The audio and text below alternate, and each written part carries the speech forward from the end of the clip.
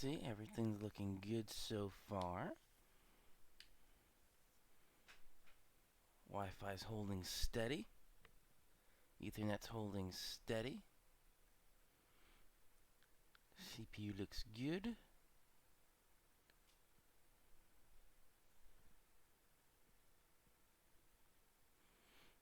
All right.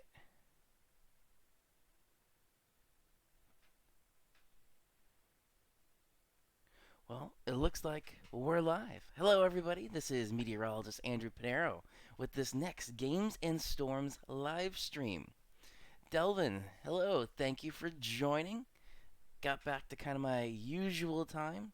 Now, in terms of schedules with stuff, what I'm thinking I'm going to be doing, because the weather podcast I have on Wednesdays, that is completely gone now. Wednesdays are totally out of the question. I may be actually alternating Games and Storms live with the weather podcast on Tuesdays. So since we're doing Games and Storms live this Tuesday, maybe next Tuesday I'll do weather podcast live at the green screen. I think that's something that'll be a little bit easier. And then Fridays I'm going to still try and get my weekend outlook forecasts going back again. All right. And everything looks good on that stream there. Also, for those, and I have a good from YouTube, which is all fine and dandy. So now, one thing that we tried on Saturday, that Delvin, I know you were there, and I think Raymond was there, Meg was there, there was Pete, I think, was there as well. There was a couple people that I tried with the game streaming. So what I did was I set the resolution of my monitor that I'm looking at to 1440. So the resolution was 2560 by 1440 versus 3840 by 2160, which is 4K. I've changed it one more time, and we're going to see if it's even smoother. So I set the monitor to 1080. So the computer is outputting 1080, 60 to the monitor. The game, I was just loading up Destiny before. I made sure that was set to 1080. And the refresh rate on there varies a little bit. So I have that. I have 1080 set to the computer and OBS and the stream. So I'm basically bypassing entirely the transcode part that the processor in this would have to do. It would have to transcode from 4K or 1440 to 1080 and then encode it to stream out to YouTube. So today, based on another suggestion, I tried removing the transcode part completely, so it's going 1080 to 1080. So that may help. And overall, it does look a little bit smoother even. I don't know why on the 1080 stream, and I'm just like trying to some fast movements there. It does look a little bit better. So we will keep that going and enjoy. I was hearing things moving over there. All right. Let me bring up some analytics over here. There we go. First, I want to say cheers, everybody.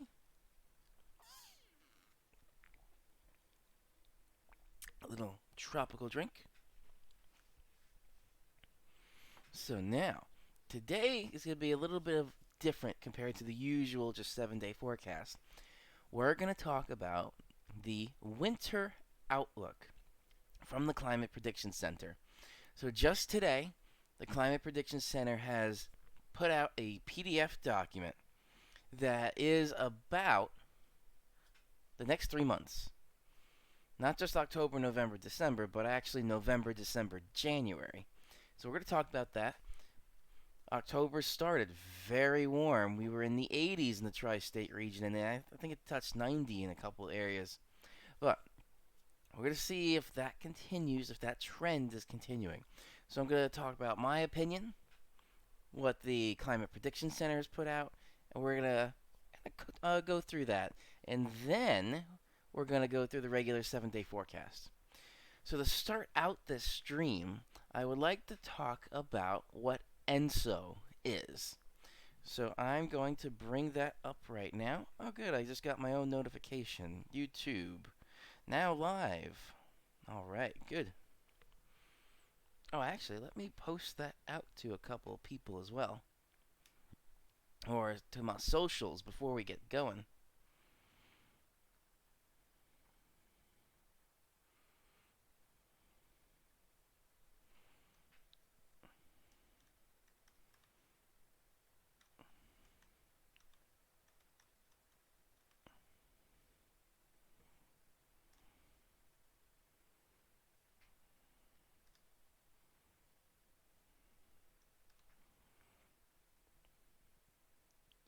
Just posting this out.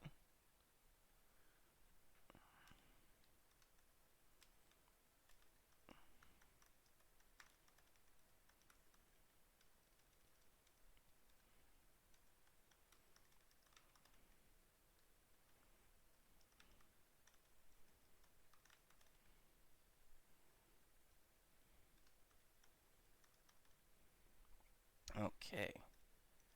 There we go. That is tweeted out.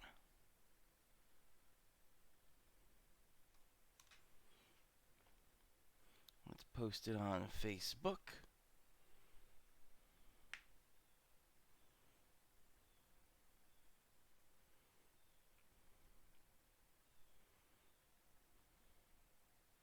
One Facebook.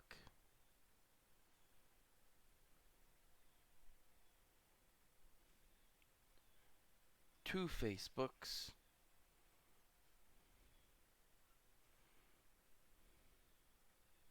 And one more Facebook.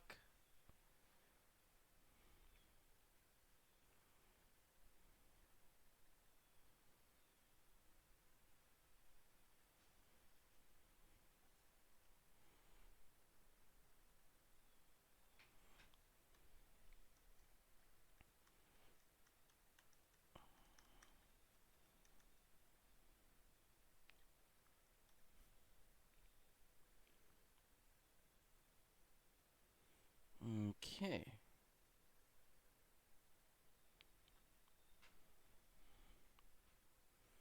Those look good.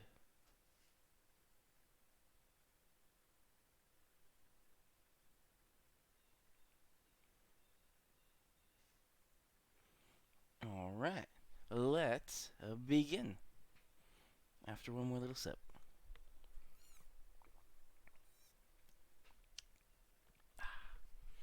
It's a cool day out, but a little tropical drink. Okay. So now I should be able to just hit this button and this will switch. Good. All right. So let's talk a little bit about what this ENSO is. ENSO stands for El Nino Southern Oscillation. That is one of the big things that kind of affects the eastern seaboard of the U.S. or the east coast of the U.S. And there are three phases that this El Nino Southern Oscillation can be in: El Nino, La Nina, and neutral. So here, El Nino, a warming of the ocean surface above average sea surface temperatures, which you'll also see in a lot of this text for SST, in the central eastern tropical Pacific, and we're going to take a look at a map in a second and what that is, or what those are.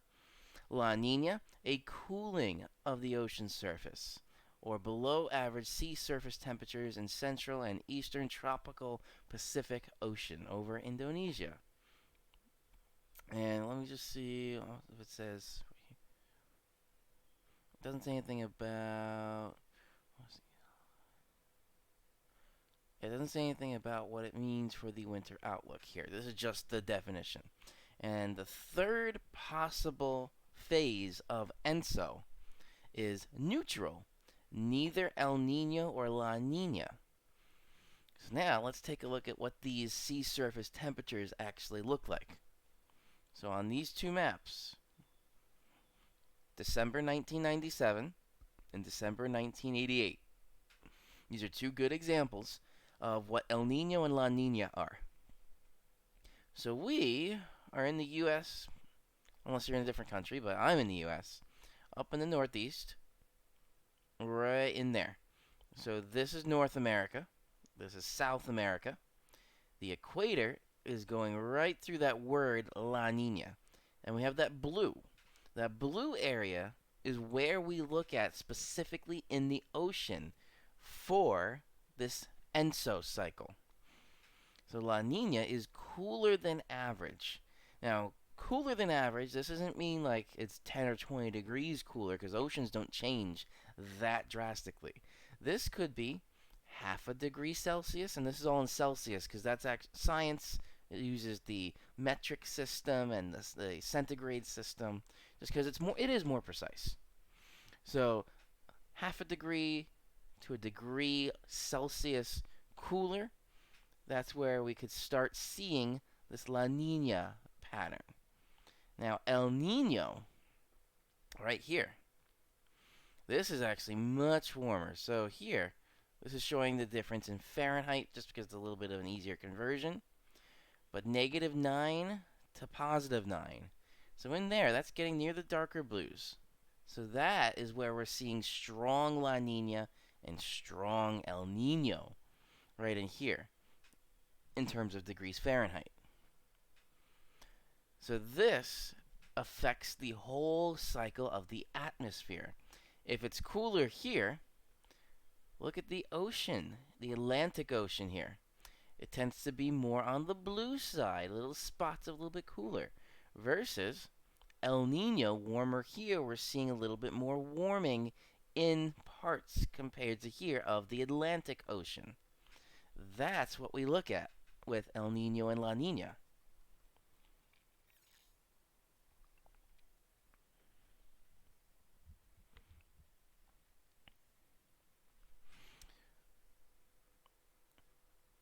And then this here, here we have our separate graphic of winter patterns specifically.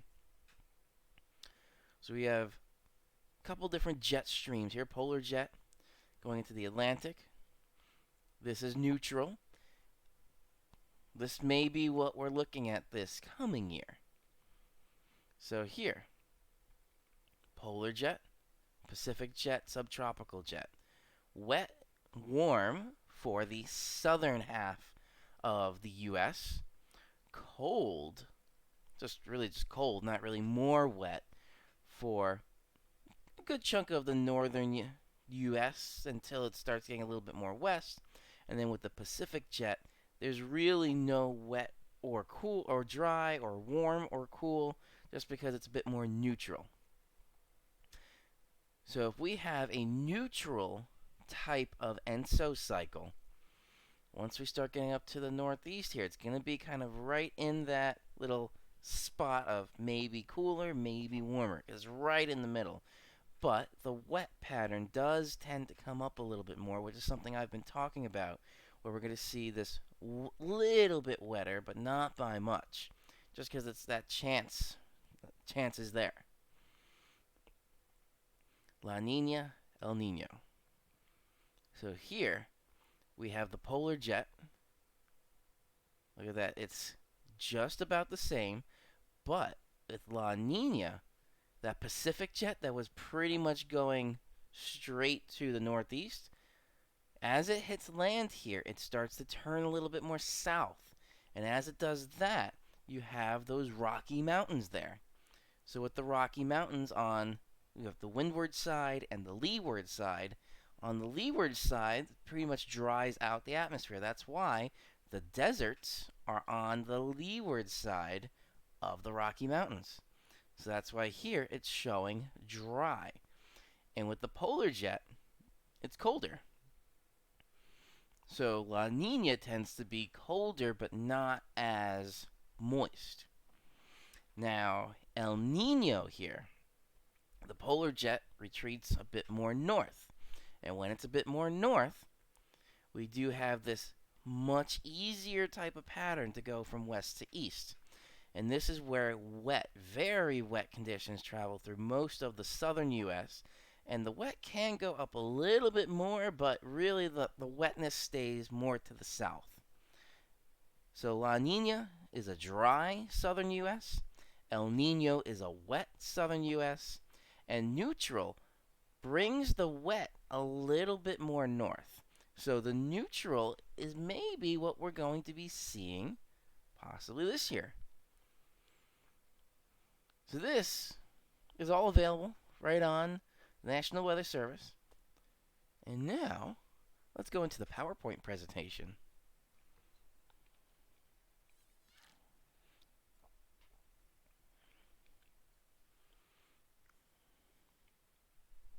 Okay. Now this, I'm talking about this today specifically because this was posted October 15th today. Updated. Recent evolution, current status, and predictions. So this is the summary of this whole PDF. And, oh, actually, do I still have this here? Let me see if I can post this in the chat if anybody wants to look at it.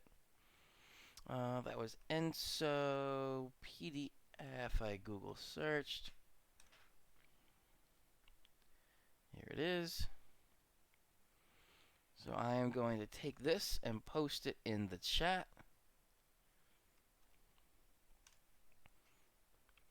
That is this PDF. So if you wanted to follow along, you're more than welcome to.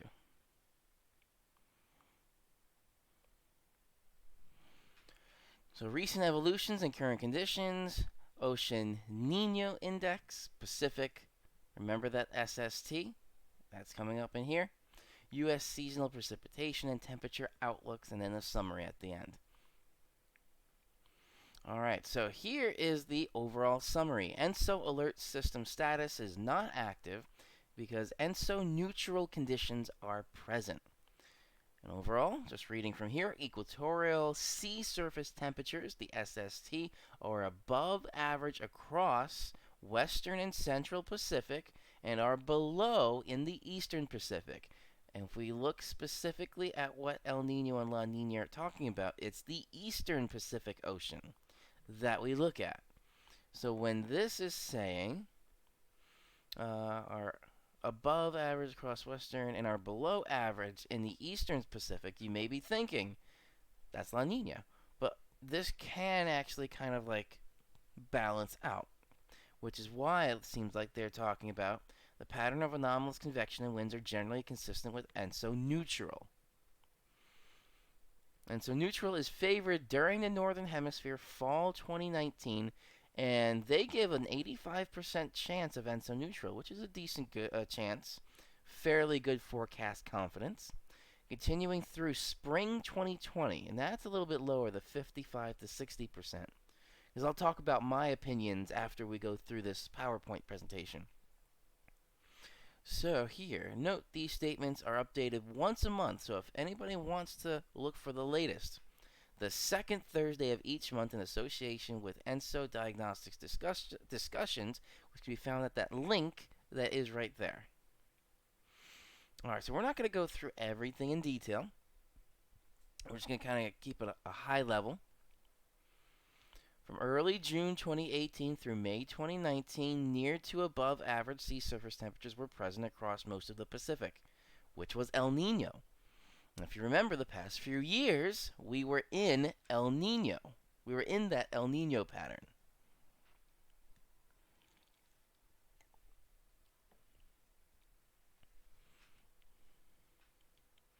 During February 2019, positive sea surface temperatures not only strengthened across most of the equatorial Pacific. From July through September 2019, below average sea surface temperatures expanded westward into the eastern central Pacific, which is specifically in the Pacific, that area we look at for El Nino and La Nina.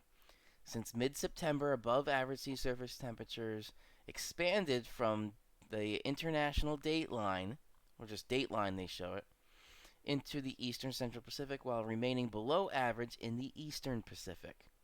So it's kind of balancing out. And let me see here.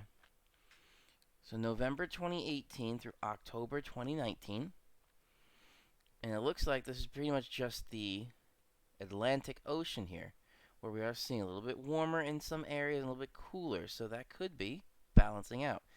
We have our dates and we have our lines of longitude right through there.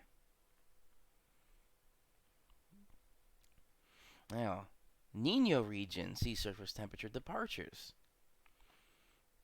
So this is where, if we look specifically here, Nino 4, 3, so this goes through, let me see if we, here, Nino 1 and 2, negative 1 degree Celsius, Nino 3, negative 0.1 degrees Celsius, Nino 3.4, a little bit above 0.4 Celsius, and then Nino 4.9. So we're seeing as we're getting a little bit more towards October, especially in this Nino 1 2. We're seeing that little bit cooler area. And here, too far. So right at the edge here, this is Mexico going into Mesoamerica and South America. There's your cooler than average, and this is estimating about right there, that line, 0.5 degrees Celsius cooler. So that's showing that little bit of the La Nina trend, but it's still balancing out because we're 1.5 degrees Celsius to the a little bit more west. And this is also where a little bit of a better picture comes in when we're looking at the sea surface temperature anomalies. When we look at that region right there, where we specifically look at again with La Nina and El Nino, those are pretty strong in those examples from December of 1988 and December of 1997. But when we look at the current PDF, or this PowerPoint here, it is a little bit cooler, but it's showing on both sides here of the equator. A little bit warmer, a little bit cooler. So that's where we could be getting this little balance, which ends up being neutral.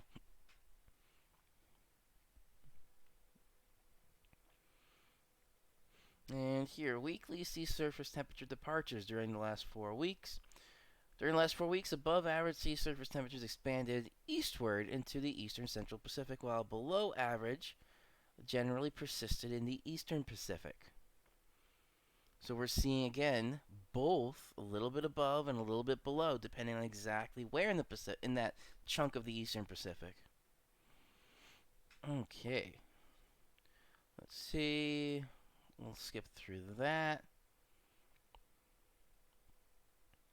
Subsurface. Now we're starting to go into subsurface temperatures.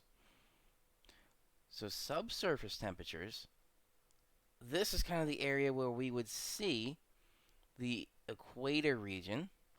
And if we're looking there, again, it's not really above or below.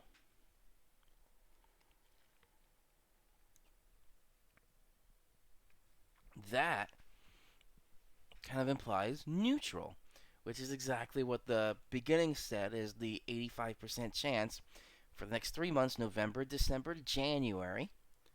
It's an 85% chance of ENSO neutral conditions.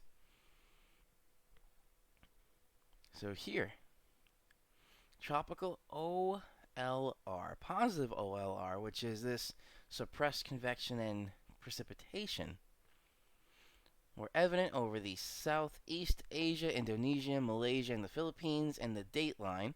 Negative OLR anomalies, enhanced convection, were located east of Papua New Guinea.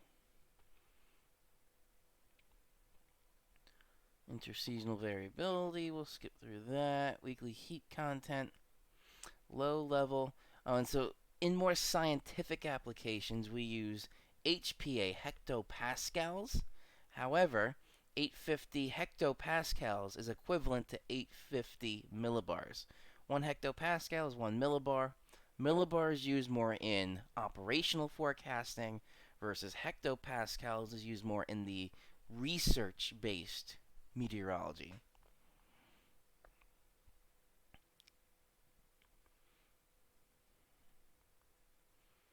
Just want to see if we can get to, where is that summary? Here, what's this? Historical El Nino and La Nina episodes based on the ONI computed using Not sure what this model is.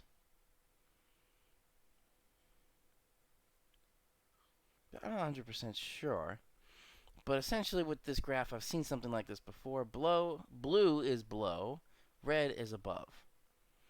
So the year from 2007 through 2019, this is where we are seeing 2007 through 2011. It was on the trend of a bit more on the cooler La Nina side. This year, 2009, had an El Nino trend. That is June, July, August, July, August, September, August, September, October. So through pretty much the second half of the year, November, December, January, going into the next year, that was El Nino. But all of this was La Nina, and I remember those years had a lot of snow.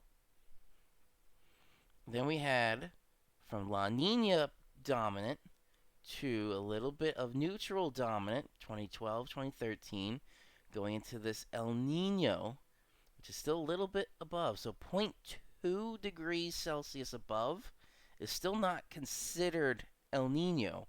It has to be zero point 0.5 or more, which is where we got October, November, December, and November, December, January.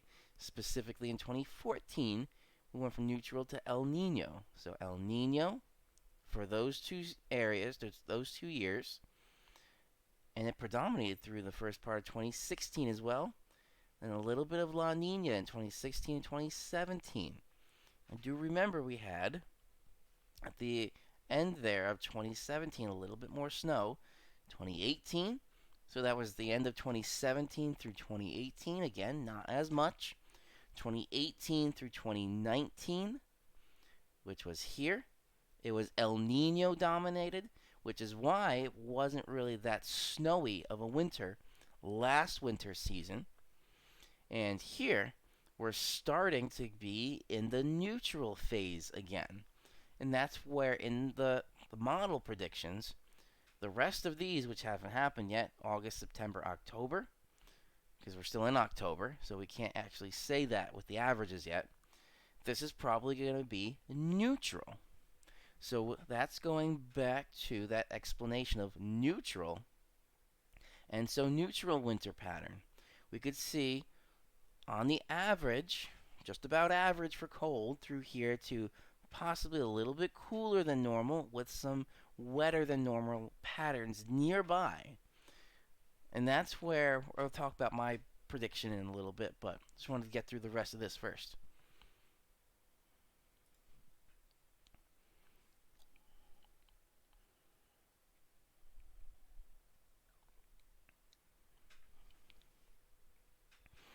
Okay.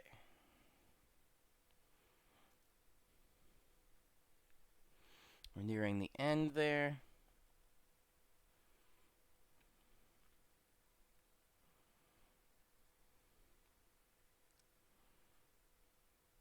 So these last two here, U.S. temperature and precipitation departures during the last 30 days.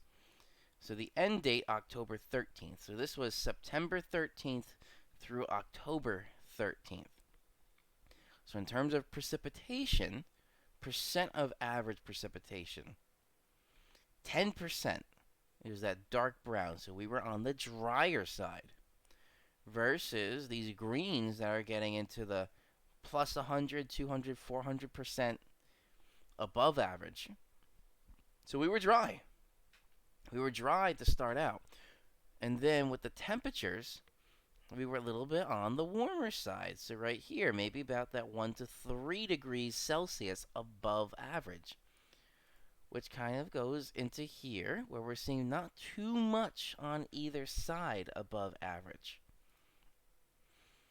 And here, U.S. temperature and precipitation departures during the last 90 days, so 3 months before October 13th, which was still on the little bit of a drier side. And still a little bit on the just about average to slightly warmer. That's where this neutral pattern is kind of in play. And now, the actual outlooks from the Climate Prediction Center. Seasonal outlooks, October through December 2019. So here, precipitation. So that is in the tri-state region. Ooh, well, that was loud. Sorry about that. Wow, I got that same Adobe Creative Cloud notification on both computers at the same time. It's almost like they planned that. Anyway, so here, it's a little bit hard to see, but precipitation of above. So it's showing above average precipitation, specifically Jersey, not really too much going into New York City. So that's where that wetter trend is here. So above average, equal chances is EC, above average, and B is just below. And Alaska is above average with precipitation. Now, here on the temperature trend, this is where we're seeing in the, not the lowest, but the second lowest. So a 40 to 50% chance of above average to neutral. So in the A region there, that's showing more above average versus 40 to 50% in there. Below 50% chance is still not that high of a confidence in the forecast. So that's where we're seeing in here maybe slightly above average in terms of snow temperatures, in terms of temperatures. So not by much. So maybe slightly above to just about average for precipitation, and slightly above average for temperature. Now that doesn't mean it's like going to be in the 40s and 50s all winter long. What that means is we could see a couple of degrees on average warmer for the whole winter season on average. But for the overall part of, and we don't include Canada because Canada is not part of the Climate Prediction Center, but really, I would assume it's kind of following the same trend if we kind of connect these lines through there. All of North America looks like it's going to be a little bit above average with the temperature. But it's not that high of a chance for most of the area until these little areas where we're getting above 50%. That's where we're starting to get a bit more confidence with the forecast. And precipitation, yeah, along the eastern seaboard from Florida through really the New York City area, could see slightly above average precipitation. So that could mean we see a little bit more snow. But just wait a second. So summary, ENSO alert status not active because, again, ENSO neutral conditions are present. This is basically a repeat of the beginning here. Outline the summary. So now at the very bottom, this is basically just a repeat. ENSO neutral is favored during the northern hemisphere. Fall 2019, 85% is continuing through spring 2020, 55 to 60% chance. Okay. So now, let me just talk about my personal predictions, which is kind of in line with this, but a little bit more precision in there in terms of not just the whole winter, but specific parts of the winter. The first half of winter, which is really October, November, December, that I think is going to not really see anything in terms of wintry precipitation. Unfortunately, the past decade of white Christmases has not been a high chance of that. So, to round out the decade, and remember, folks, it's October. We only have 3 months left to the end of this decade. Think about that. But anyway, to end this decade, 2010 through 2020, 2019 really, we are going to be seeing not really a high chance of a white Christmas, unfortunately. But I'm thinking the second half, again, of the winter, January, February, March, is starting to see that higher trend of winter, of the wet, getting a little bit more into the region.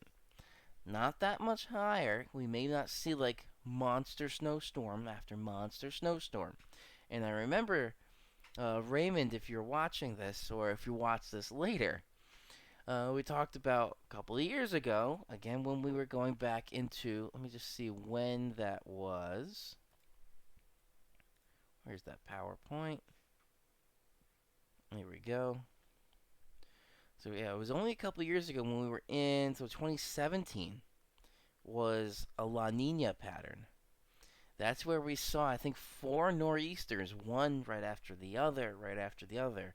It was like every week or every week and a half, another nor'easter came through. That's not usual, but that's what happens with the La Nina pattern. That was the second half of winter. That was March, February, March, April. That's what that was kind of in. So that may happen with snow, not necessarily the consecutive nor'easters, but a higher chance of snow the second half, January, February, March 2020. That is my winter outlook forecast. For the next 3 months, it looks like we are going to be seeing, again, cooling conditions, but staying just about average, or if anything, maybe a little bit above average. Not by much, but a little bit above average with the temperatures. Precipitation wise, we're not going to get a lot of precipitation the first half of the winter. We're dry right now. It's been dry. We'll talk about the rain coming tomorrow in just a minute, but I don't think we're going to see a lot of precipitation coming through the first half of this winter, and then going into the second half, a little bit on the wetter side, which is what the Climate Prediction Center put out in this presentation.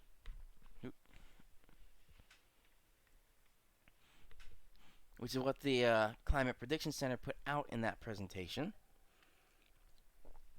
Let me just refill this.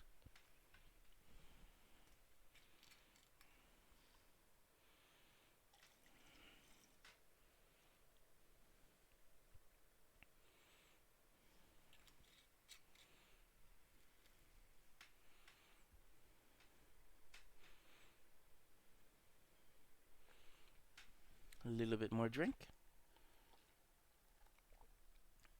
There we go. Okay. So anyway, second half is the target. And my specific thinking for my winter outlook forecast is, again, February. February, climatologically, has kind of been the target for when winter storms kind of come through. Except that one year, which was the 4 nor'easters in a row, which started really in February, went through March, and then kind of ended through the last week of March. But still, look out for February. And if you want to keep updated with all the climate stuff, climate change chat, I know I haven't gotten to, and I was supposed to get that video out. If you want to get that, I have a playlist on my YouTube channel for climate change chat. Hit that subscribe button below, and then the little bell icon right next to that so you get notified whenever I upload new videos or I go live like this. So that kind of wraps up the climate part of this with the outlook. Now I just want to get through very quickly the 7-day forecast, and then we'll get to some gaming by the second hour of this live stream. Okay, so starting with the National Weather Service in this area here. We don't really have too much, there's no warnings. There is a hazardous weather outlook here and a storm warning. This is specifically for the ocean going into the Atlantic. Once you get more past that drop off into the deep ocean. So the hazardous weather outlook.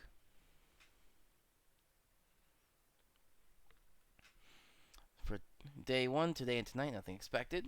That's fine. Day 2 through 7. So this is where it gets a little interesting. Between 1 and 3 inches of rainfall, locally higher, is possible Wednesday afternoon into Wednesday night with a developing coastal low pressure system. This is going into that little bit of a wetter trend. But specifically what I was mentioning before was the white stuff, snow. weather trend, which is where this coastal system, depending on exactly how it turns, it could technically be considered a nor'easter.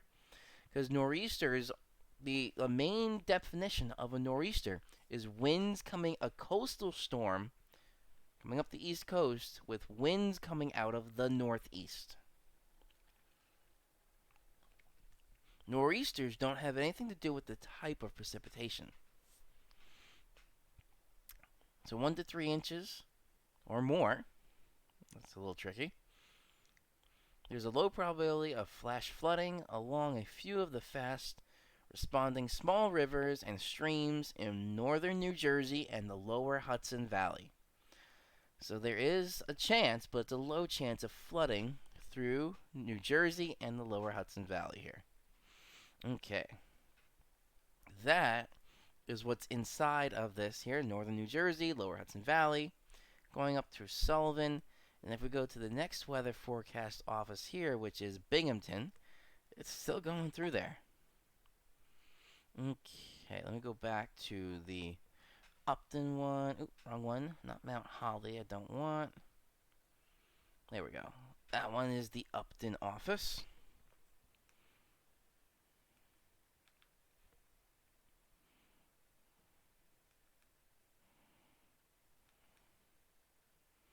One second, guys, here.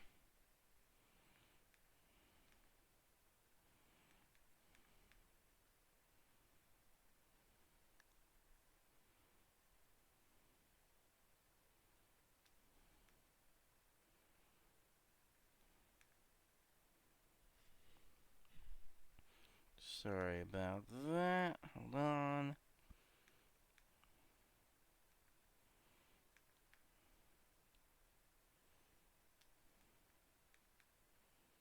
Okay.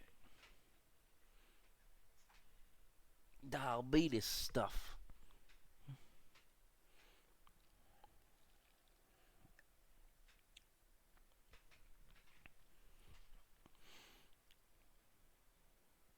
Wait. Oh, this is updated.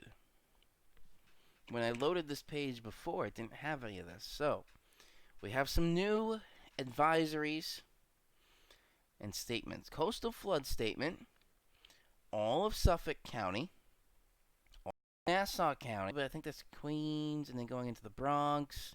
Then we have a coastal flood advisory for southern Westchester going through Connecticut, the coast of Connecticut there, probably with the northeasterly winds that this potentially could be a nor'easter. We're having the Long Island Sound kind of bottleneck right up there and cause some of this coastal flooding.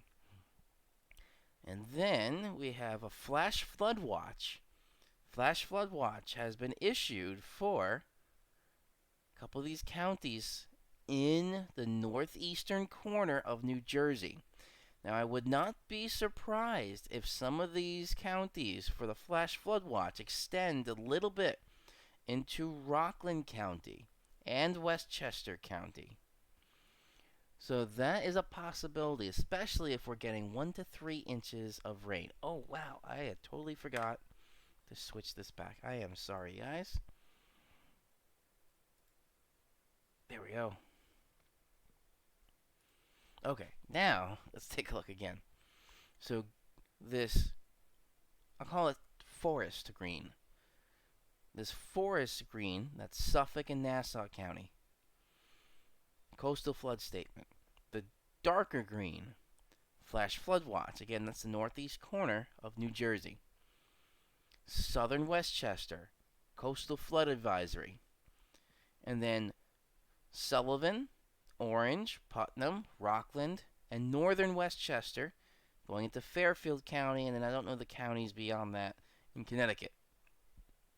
But all of these counties that are along the Connecticut shoreline have some sort of either advisory, or we've got the coastal flood advisory there, or the coastal flood statement. So we could see a lot of water inundation into the area through tomorrow. And unfortunately, I am a Yankee fan, And the Yankees game is tomorrow, and it looks like this rain could be at about the same time as the Yankees game. So, it's not looking too good with that, unfortunately. Cheers, guys.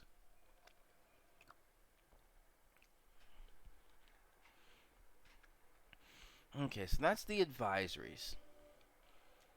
I also start to look at the National Hurricane Center. There's a couple little areas here. So, areas of disturbance, 0% chance, 10% chance of formation, and then Tropical Depression 15. So we'll keep watching this. But it looks like at least through Friday, it's not getting out of the tropical depression stage, which means it doesn't get a name. It just keeps that number, number 15.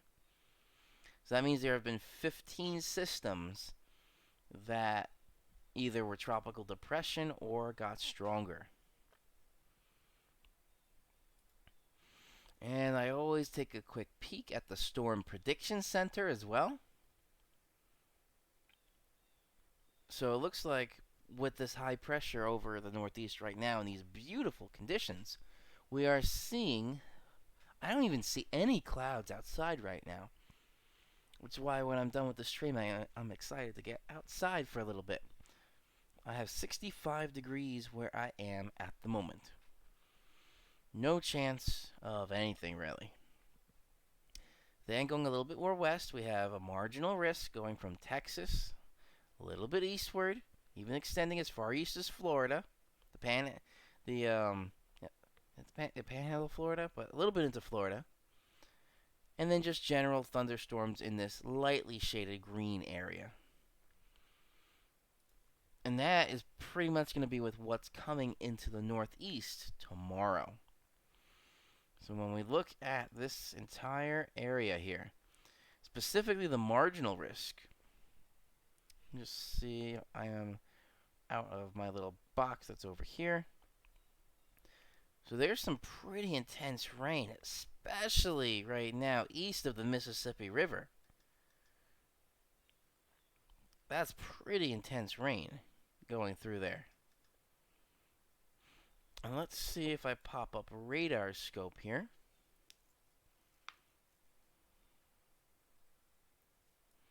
Is there any storm activity here? Mobile. Oh, my precipitation depiction. I don't want that. Here we go. Reflectivity. There we go. Jackson, Mississippi is the radar station I'm at. There's some pretty intense rain there.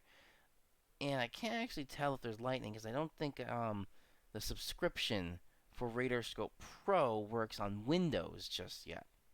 I have it on my Mac, I have it on my iOS devices, but I don't have it on Windows here. Just going through here, we could see this very thin line, but an intense line of rain going through. So that's kind of what we're seeing here. So if you're from the southeast, going into Texas there, keep an eye out. There's probably some flooding happening there as well.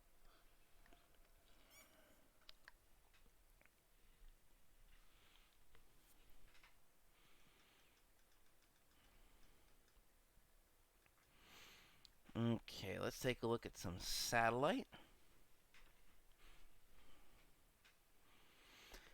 Now, I always find this very beautiful, the satellite. The way it's moving.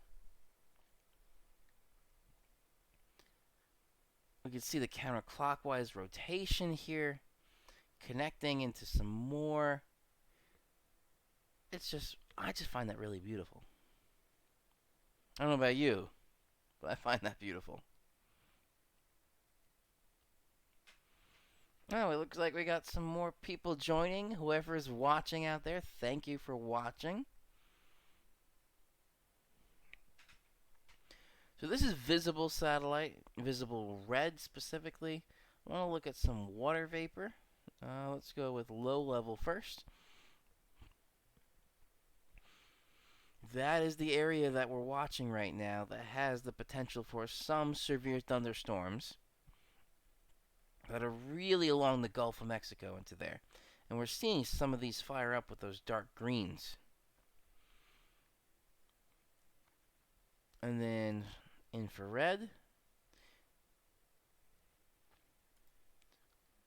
mid-level water vapor, upper-level water vapor.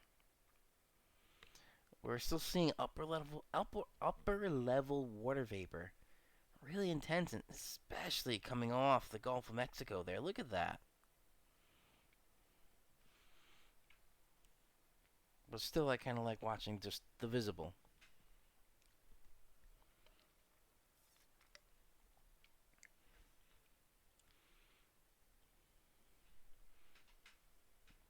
We can also see it's starting to get a little bit darker here.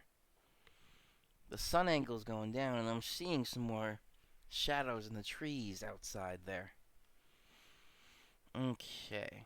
Next thing I always like to follow with the satellite is looking at the surface analysis. So high pressure in place, giving us the very nice conditions in the Northeast right now. Beautiful day for today and tonight. And then this low pressure, that's what's going to be moving through. That's going to give us some pretty heavy rain. 1 to 3 inches of rain for just in a 24-hour period. And now, I actually reversed this a little bit. There. When we go into tropical tidbits, I'm going to reverse this going from the shortest range, or the shortest range forecast model to the longest range that I can show on YouTube. So, good old tropical tidbits here. And we're going to be starting out with the NAM.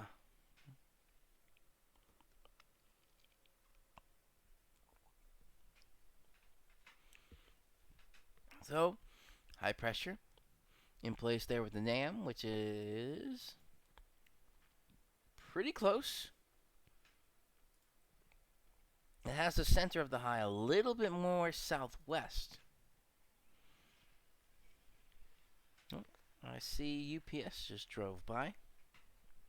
Not expecting any packages for today. But anyway, a little bit southwest on the NAM for the high pressure. The icon has it very close. The GFS is now a little bit to east. The icon is the closest there. Look at where the high actually is. And look at where the high is on the icon. It's very close. So the icon is actually validating quite well. And I've talked with some of my colleagues, Joe Chaffee, Joe Rayo, and they said when the icon is on, it is really good. But a lot of times with the icon, it misses. And when it misses consistently. This has it pretty spot on. So when it's spot on, that's one I try to look at a little bit more closely. So let's go back to the NAM and let's go through the 84-hour period with the NAM. High stays in place, but oh my god, look at that intensify. This low as it goes over the Great Lakes there. It just picks up so much moisture. So it's picking up moisture from the Great Lakes. It's also picking up moisture coming off the Gulf of Mexico. And, wow, here, look at this. 999 millibar low and a 999 millibar low. Two 999 millibar lows. So we have moisture being pulled off the Gulf of Mexico, moisture being pulled off the Great Lakes, and moisture being pulled off the Atlantic Ocean. All of those together make for some pretty intense rain. And look at this. Oh, wow. Look at this. There's the formation of our coastal system. 981 millibars, which is not the lowest, but it's still a pretty low coastal system. And we got quite a bit of some rain there. And this does show snow if it was snow. Look at the blue right there into Canada. So there's some snow still in view. It's just not south enough into our area just yet.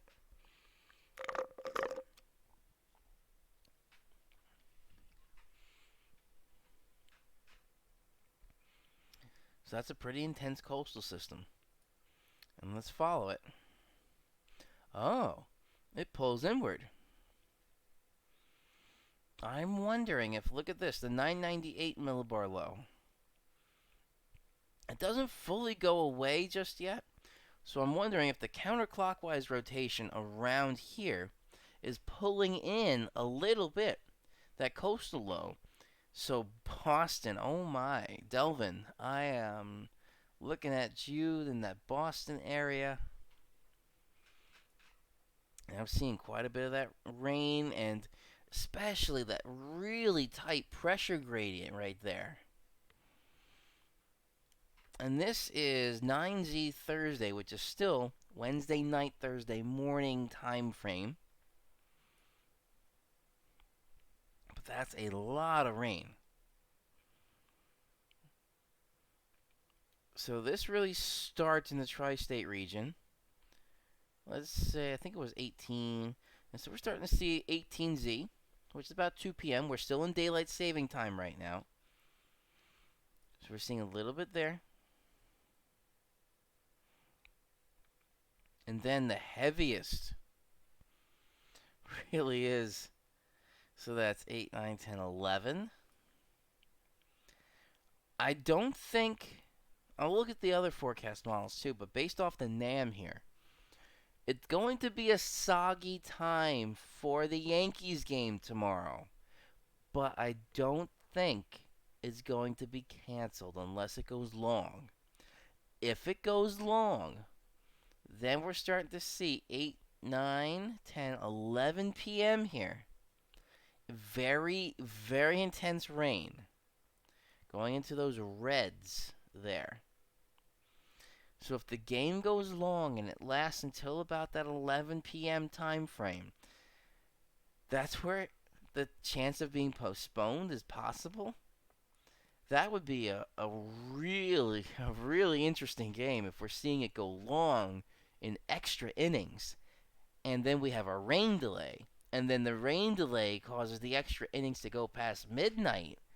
That's going to be a really intense game.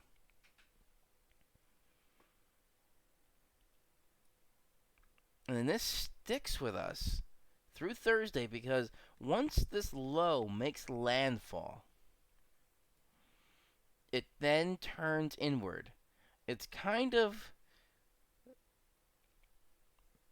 I don't want to say it's exact, it's like Sandy, because it's nowhere near the intensity of Sandy. But that turn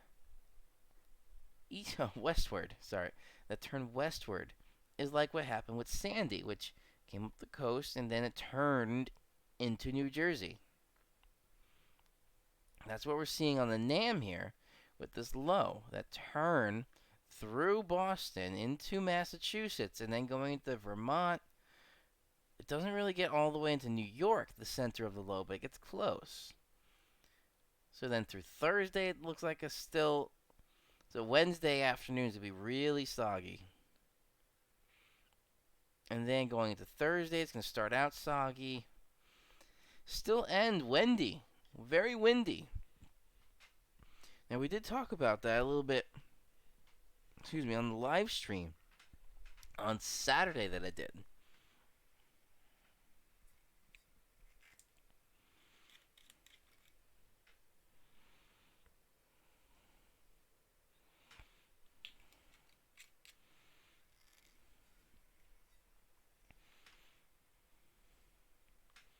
So Saturday's live stream, I talked about that windiness after Wednesday.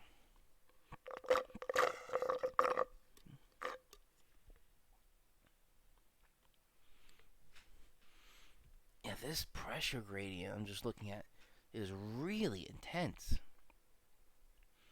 So around there, and then once you get to the Midwest, it looks okay. Then going a little bit more west, the pressure gradient intensifies there. Pretty much if you take Texas and go north. Intense pressure gradient there. And then if you go from, say, the Delmarva area and head north, northeast. Intense.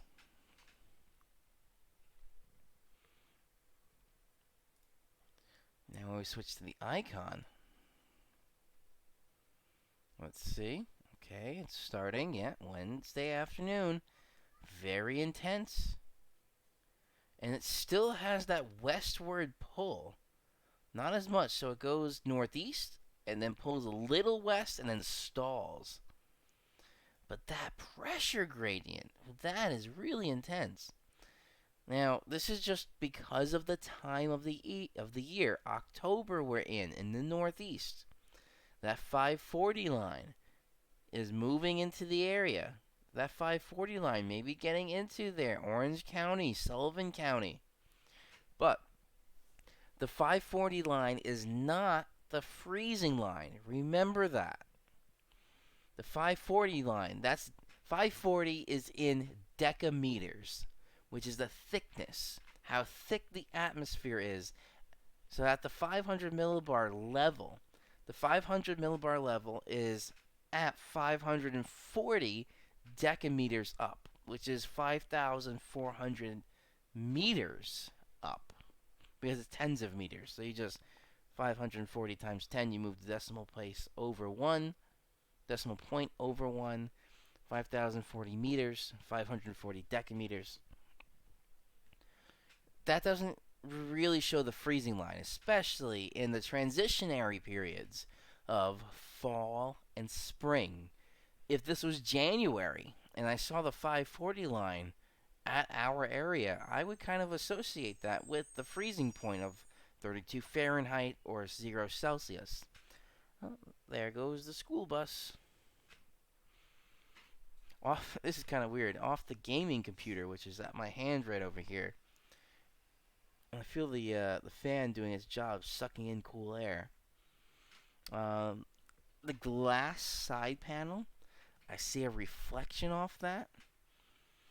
That then I see outside, which is actually really fascinating. Anyway, but I digress, as Jay's 2 cents says. Low pressure. So yeah, this icon is really intense. And again, the icon was the most accurate with the high of the location of the high. So here, this is where I would see a lot of intense rain.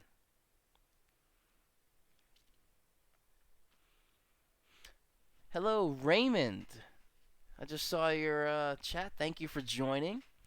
I'm surprised that no wind headlines at the moment by the National Weather Service Albany or Upton.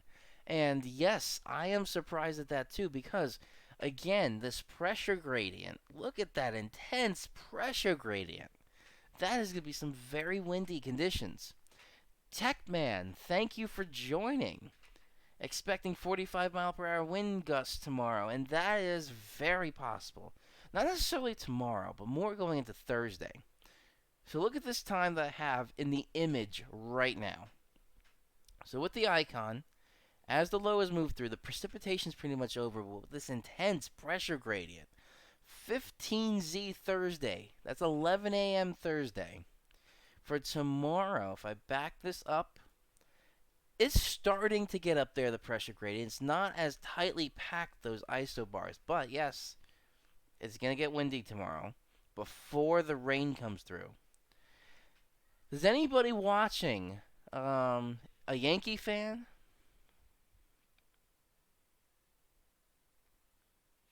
And Delvin, I see you're enjoying some good quality sunshine.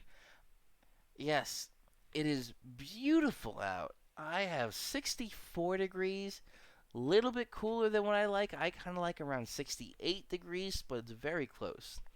And actually, I'm looking at my thermometer in my room here, and it's 68 degrees in the room. Beautiful. Also for the gaming computer, that's sucking in 68 degree. And I can feel at the front of the computer here, it's sucking in the air. 68 degree temperature. 20 degrees Celsius temperature going into a gaming computer, especially liquid cooled one with the radiator. That's perfect. I will be enjoying the good quality sunshine as well in a little bit. I have the window open, behind, like directly behind this webcam is the window, and I'm enjoying that right now. And I'm just enjoying the company. I enjoy, so we got Techman, Delvin, Raymond. Thank you all for joining.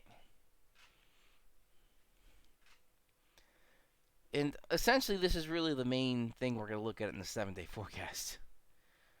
Is this system here.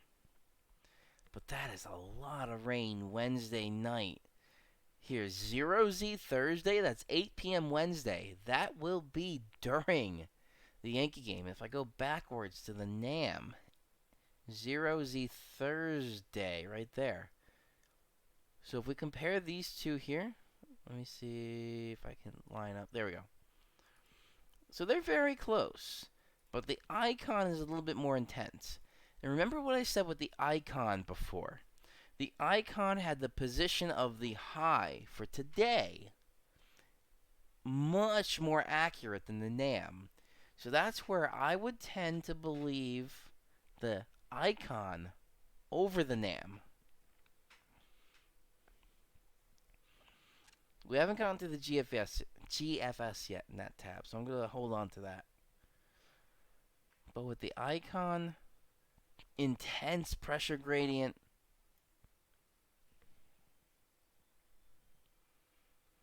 and that pressure gradient stays through Friday. Let's see, Saturday it does die down. This high pressure, that's weird. I don't see it on the Tropical Tidbits. Here we go. 1021 millibar, which is a good high. And then the next frame, the 1020 right there is covered up. It's covering the rest here. So I just see 10. But that high moves in on Saturday. So Saturday's not going to be a bad day. And on Saturday is going to be it's a sad time. Saturday is going to be my second to last day at FiOS One News. I will have a video coming out on what happened with FiOS One News. Because FiOS One News is ending completely. And for those in the area that do have Verizon FiOS, FiOS One News was Channel 1 or 501. That was our tagline. Channel 1 or 501 with FiOS One News. That will be ending. And News 12 from Altice Optimum. That News 12 will be airing on Verizon FiOS. That will be starting November 16th. November 15th will be the termination day for FiOS One News. It will be a somber day. Oh, let's see.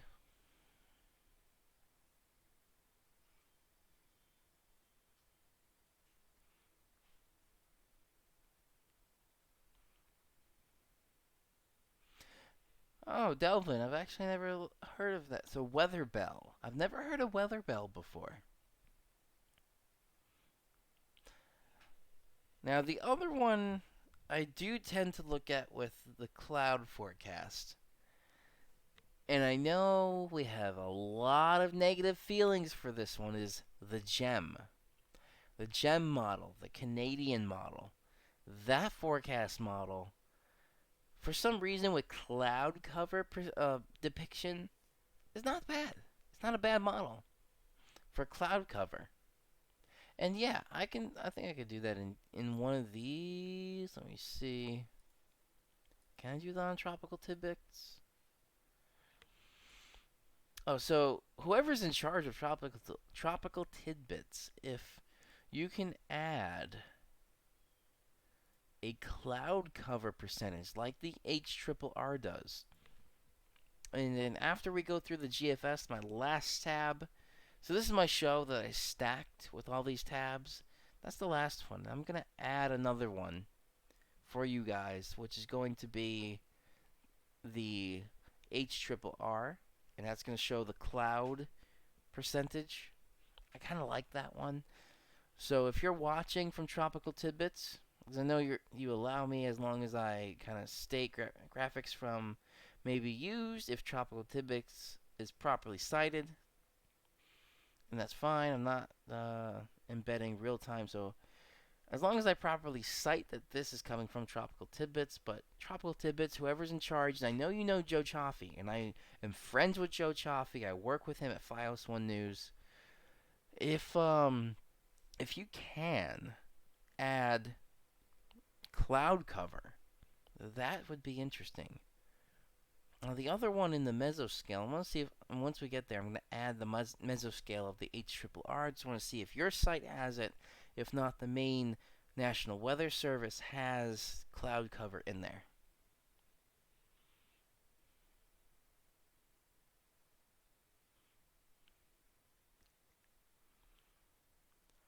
Oh, Levi. Oh, my computer's about to die. Hold on.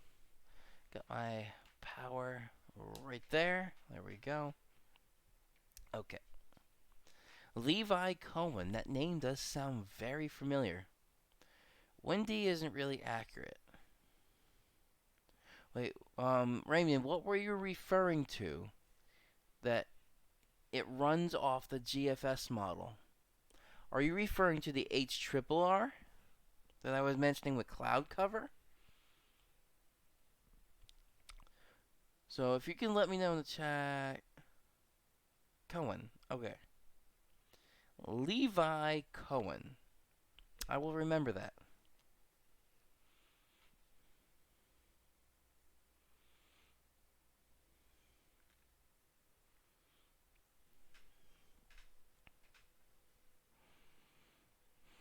Okay. Now let's take a look at the GFS. Raymond, I know you mentioned there. No, Windy website. Windy website. Okay. I get what you're saying. Anyway, I've saved the GFS for last here because it's the longest range of the more forecast models. So we went through the NAM, the ICON, and we'll go through the GFS now. Now remember, here's the position of the high pressure right now from the GFS. And when we look at the actual surface analysis at the moment, look at those. They're a little bit different.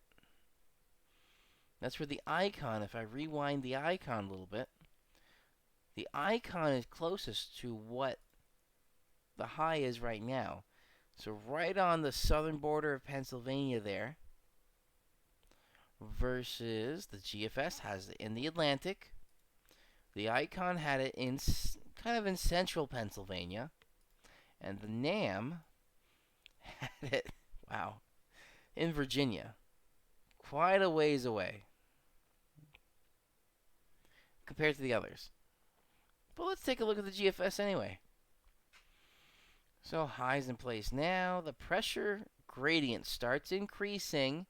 12Z Wednesday, 8 a.m. Wednesday. We're going to start seeing the windy conditions start. Pete, thank you for joining. How are you doing?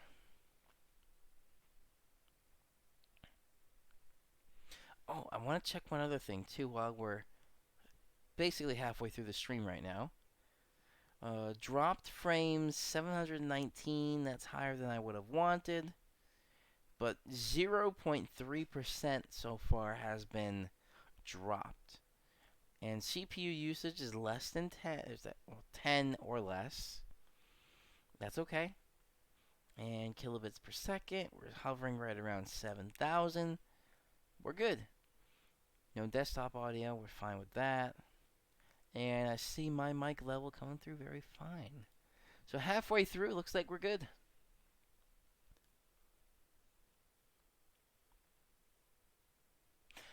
Raymond. So, I'll show you this right now. So, I'm going to post this in the chat. I want to show you on here. When I was working at WCBS2 in New York City, I worked there. When I was there, this was a site I learned about for wind. Hint dot fm/wind Here is real time, and I'm going to type this into the chat. Hint.fm/wind. This is a really good site I use to look at real-time wind. So in the entire continental US right now, it shows right here. As of, well, okay, it updates once every 12 hours. So it's not really real time. But I've used this site and I kind of like it. So as of 7:13 a.m. Eastern Standard Time? Why is it Eastern Standard Time? So that may be 8:13 a.m. if it's daylight saving time. Top speed in the U.S., 29.6 mile per hour winds. And we can see, and I love using this site because you can see low pressures. So I see a center of convergence right here. And we see counterclockwise flow around there. We have a low pressure center. And when we look at the surface analysis, there's the low pressure center. And now, we do have a little convergence area right here. Divergence is interesting in the very middle there. But convergence right here. And when we look at the surface analysis, so that low pressure is in central Oklahoma. It doesn't show the states, but I think that's right around central Oklahoma. Yeah, we got Denver, Colorado, Dallas, Texas. So I think that is central Oklahoma. So there's a low and there's a low. So look at those two positions, and that's as of this morning versus the surface analysis. Yeah. So I really like using this site for that. And Pete, I'm glad you're doing well. I'm doing pretty well myself. Oh, and for everybody watching now, I have a little bit of an update with kind of the YouTube stuff. So because now I am working full-time, I used to work two part-times. Part-time at the news station, part-time at a retail store, which was Apple. So I worked in an Apple store. Because FiOS One News is ending, I am now working full-time at the Apple Store. So on Wednesdays, when I had my weather podcast, my part-time 4 to 5 hour shift had to be extended now to 8-hour shifts because of full-time. So my Wednesday weather podcast won't be happening anymore. What I'm thinking, and I mentioned this because Delvin, I know you were the first one in the join the live stream. I was mentioning this in the beginning, and I'll mention this again now that we're kind of midway through. So Tuesdays today is my usual day for this Games and Storms live stream. So what I'm thinking is I'm going to alternate Games and Storms live stream like this with the weather podcast. So that will move from Wednesdays to Tuesdays. So if I can get this a little bit more consistent, next Tuesday should be a weather podcast versus a Games and Storms live stream. Anyway, back to the GFS. We have some pretty intense rain still coming through. It's a little bit later, though. So 0Z Thursday, which is again 8 p.m. Wednesday. It's showing some of this heavier rain going into the New York City area. And again, that's going to be the time of the Yankee game. And I know I have some friends going to the Yankee game tomorrow. So I feel bad that they're going to be in the rain. If the game happens during normal time, it should be okay. But if there are extra innings and the game goes long, we have 0Z Thursday. I'm going to move this to 6Z Thursday. Still intense rain. So if this game goes till 11 p.m. or midnight, there's going to be some really intense rain, and they may delay the game. And if they delay the game, this game may go past midnight. So I am looking at that.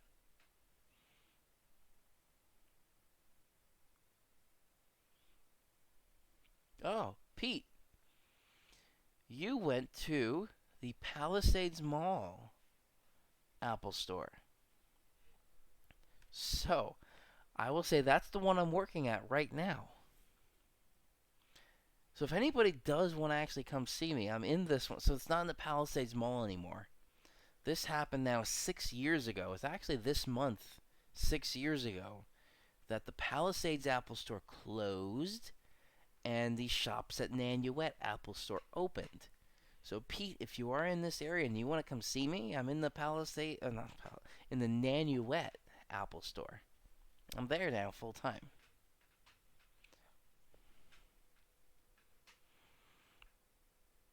And my position there is called Creative Pro.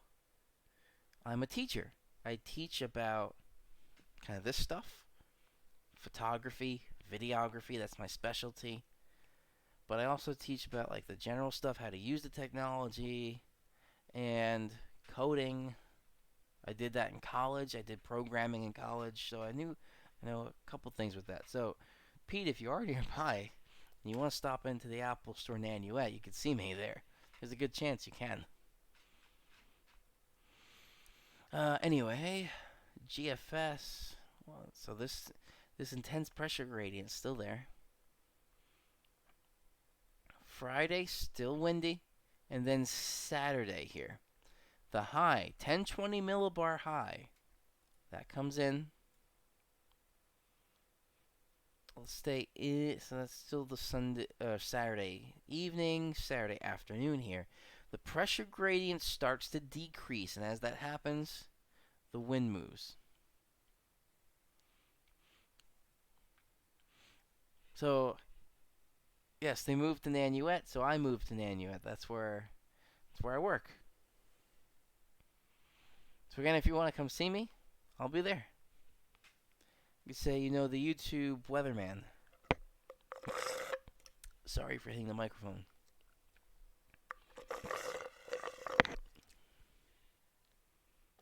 All right. I think that's all I have. Yep.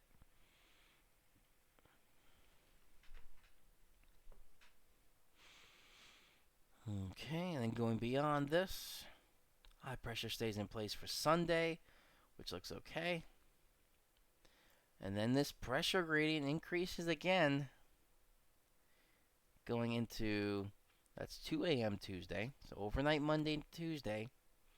And then Tuesday, a week from today, looks like it's going to start off pretty soggy. And what hour are we at? 168. So the icon should still be able to do this.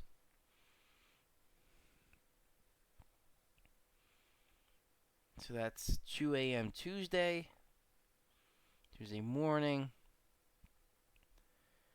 Going through most of the day Tuesday until Tuesday evening, it starts to get a little bit clearer, but still slightly breezy. The GFS here keeps the pressure gradient a little bit higher going through Wednesday. Next Wednesday. All right. So that pretty much concludes the weather portion. So we started off talking about my personal weather forecast or outlook forecast for the winter. Just to recap that from the winter, it's actually getting a little bit dark here. Let me throw my light on real quick.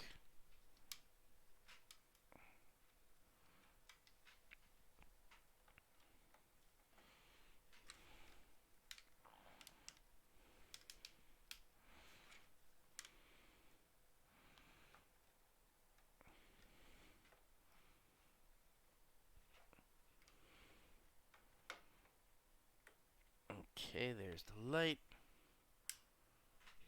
Okay, let's see how that looks. It's a little bit better.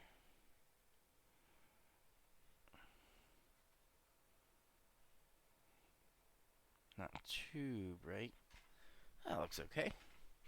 Okay. A little bit better there. So anyway, um, my winter outlook forecast, if anybody didn't catch that in the beginning, it's the first half of the winter is going to be drier than normal. Still slightly above average overall with temperatures. And then the second half of the winter, and I'm targeting February specifically. Looking at February there for the snowier time of the winter, the 2019 through 2020 winter season.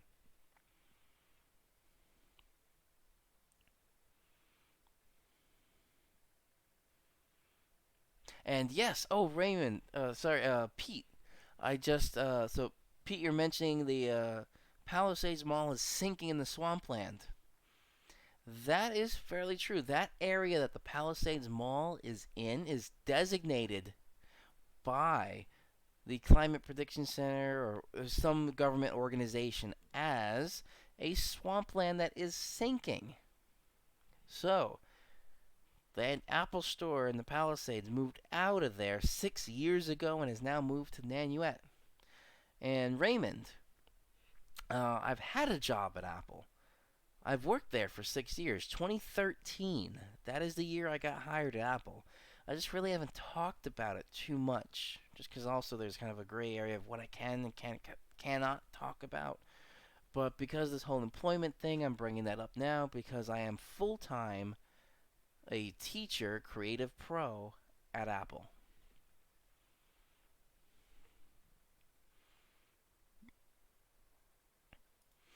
Okay. So now,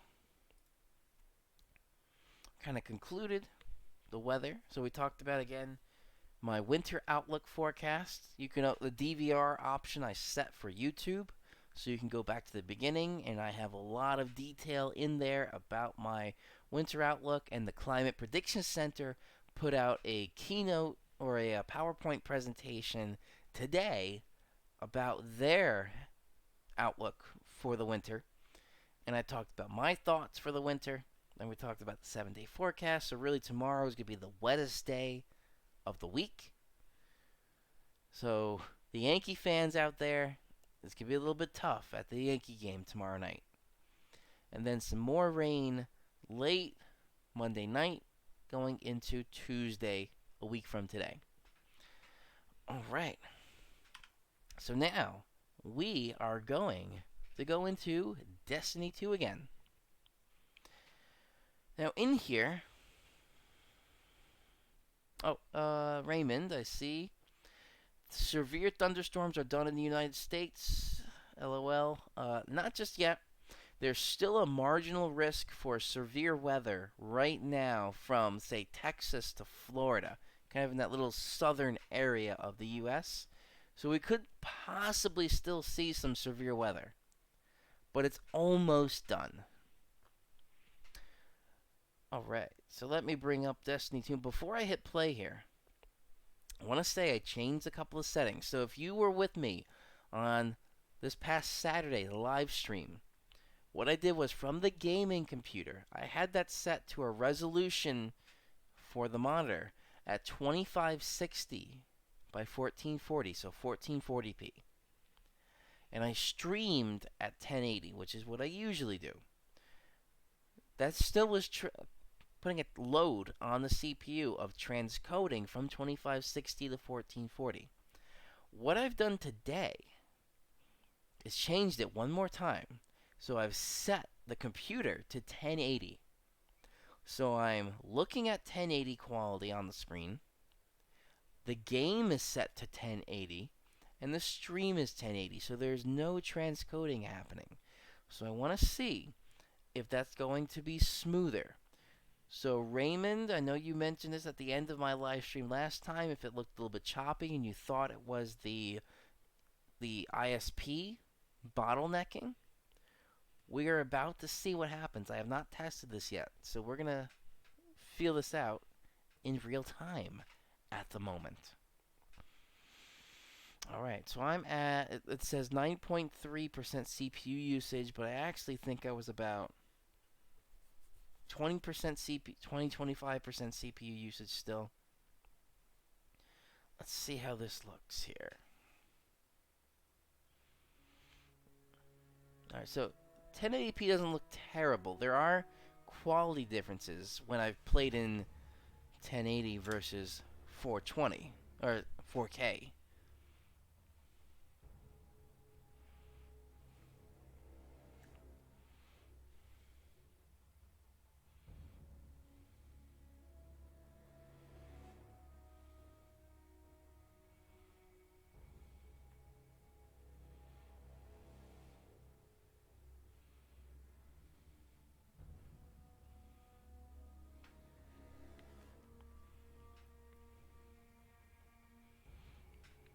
Everything looks good so far.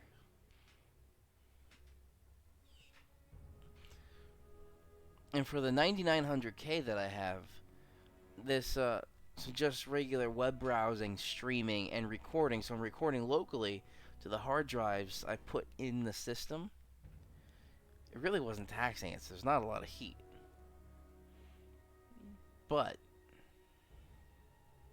gaming does really produce a lot of heat, especially with the RTX 2080.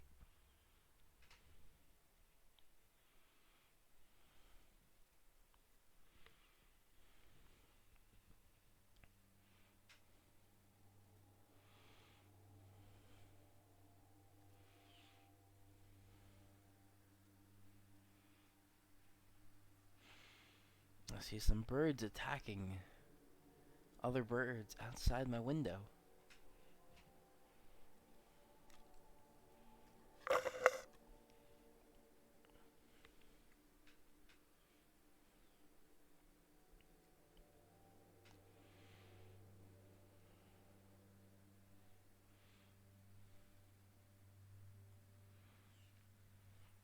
Okay.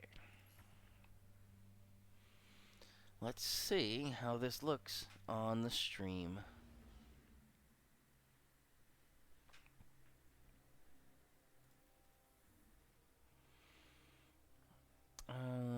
Where was it gonna go? I think I needed something on Nessus.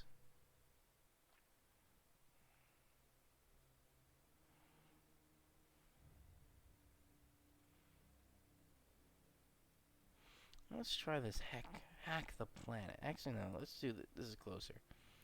So we're gonna do Exodus Siege. Let's try this.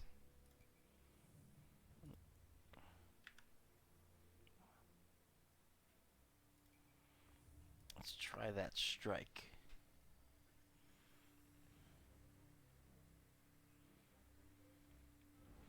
Now, Raymond, you bring up an interesting question there. So the snow ratio, that changes based on temperature. The average that we've seen is kind of 10 to 1. Not necessarily a foot to 1, which is 12 inches of snow to 1 inch of rain. It's really more of 10 to 1. That's kind of more the average. So 1 to 4 inches of rain would be 10 to 40 inches of snow. Yes, 40, 40. But in the winter, we really don't see that much precipitation. So 40 inches of snow is possible. That's really just about 3 feet plus a few inches, or actually 4 inches. 3 feet plus 4 inches of snow. Okay. Oh wow, this looks much better. Let's take a look here.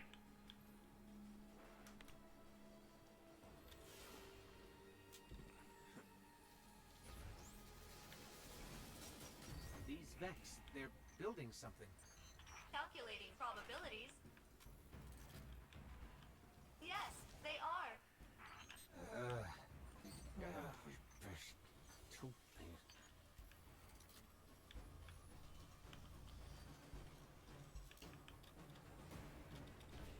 That actually looks really smooth, doesn't it? What does everybody think of that game stream so far?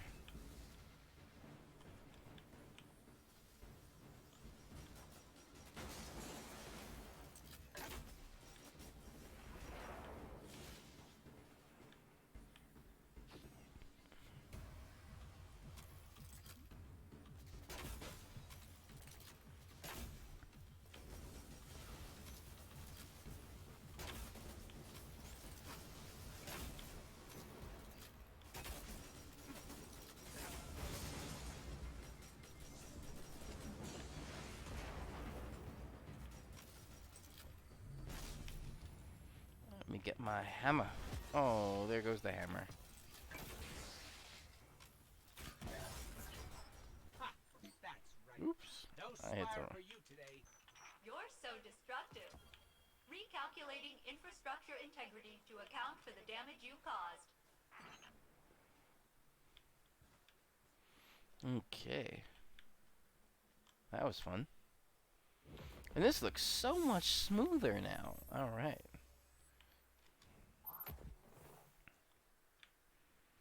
Alright, so one thing I want to check. Since this is going and I have the task manager for Windows up. I'm just gonna hide right here real quick. And I'm gonna switch. Oops, that's not what I wanted. To task manager. And let's see.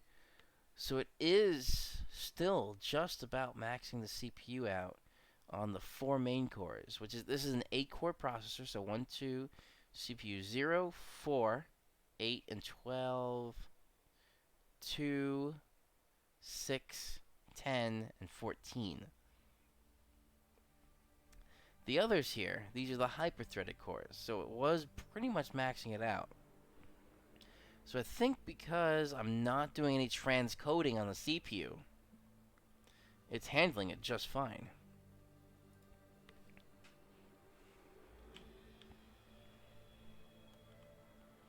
And let's try... Ooh, what is this? I have never seen that before. Alright, because this is Steam. That was the Steam chat client.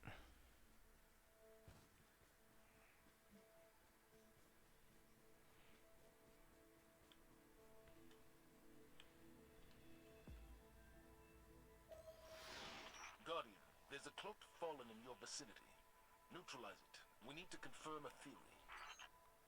Oh, Raymond, so my channel won't be just a live stream. Tuesdays will be live streams, and then usually Fridays, that's gonna be an upload. Ooh, I got a new... Oh, machine gun. Okay, I got a new quest there. But Fridays, the weekend outlook forecast, that will still be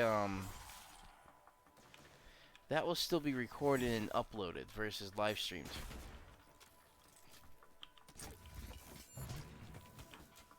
We found something on the body. These are coordinates to the Exodus Black. Indeed.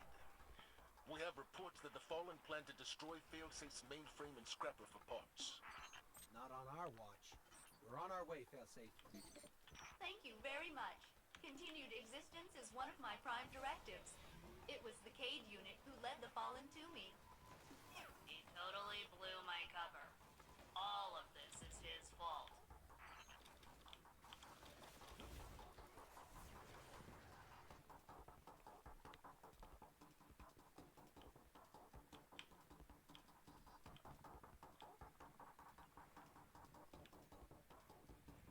There's Failsafe.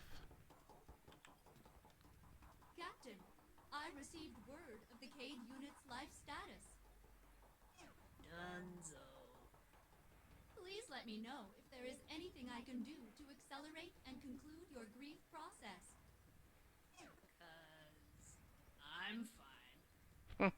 Anecdote. As the AI of Exodus Black, I experienced the death of every single one of my crew members. I hypothesize that the more loss Ooh, one there we suffers, go. the easier subsequent losses Getting will come. some new Field weaponry. research has proven my hypothesis false. Losing Cade makes me feel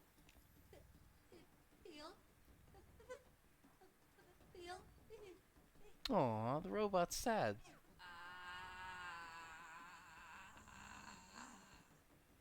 I feel terrible.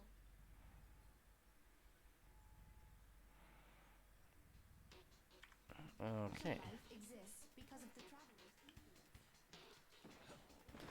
Anyway. And bombs destroyed. There are bombs out here?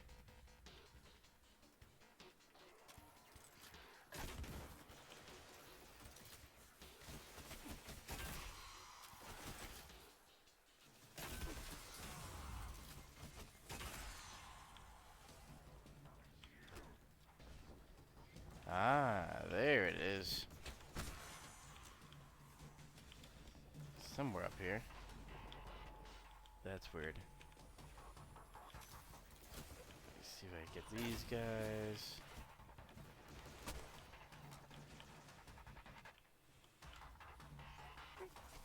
Oh, I just gotta destroy it. There we go.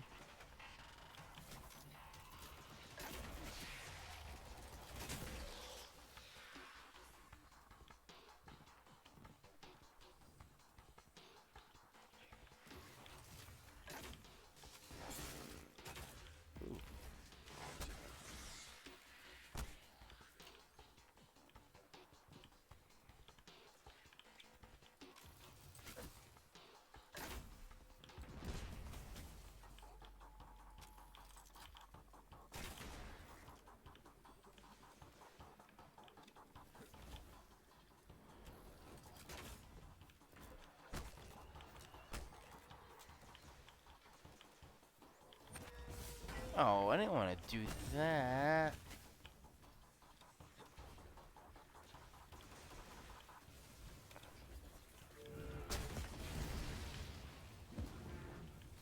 Zavala, I'm picking up a fallen signal from a nearby cave. I think that's where they're getting their orders. How about we take out the leadership? That's how you folded the Red Legion. Do what you have to.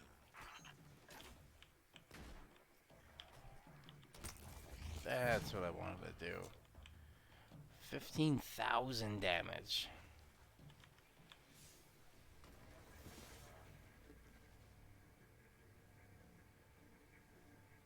Twisted Metal. I have not played that series, Raymond.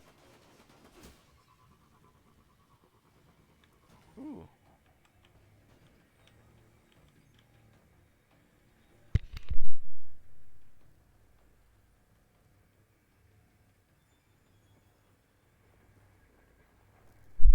That was a sneeze.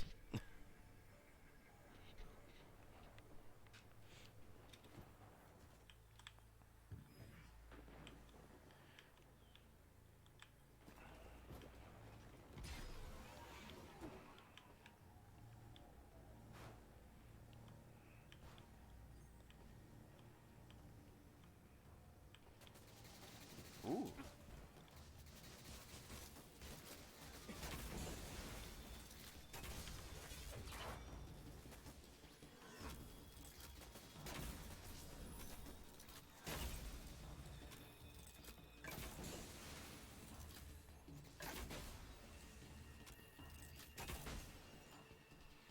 Okay, I think that's it for the barricade.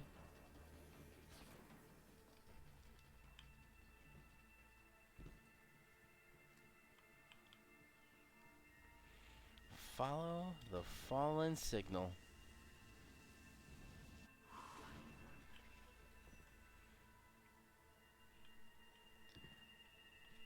Oh, interesting. Car combat.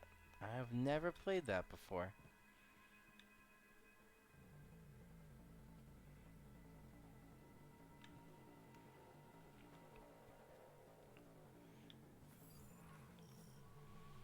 Respawn restricted.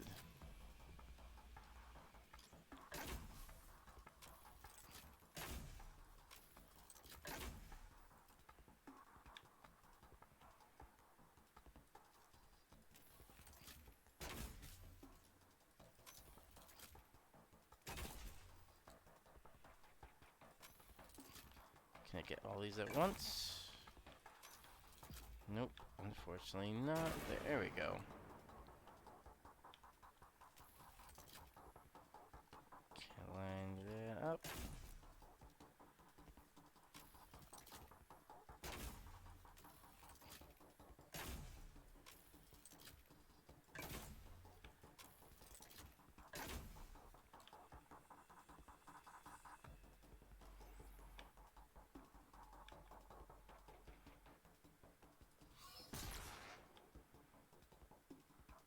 Draw it out.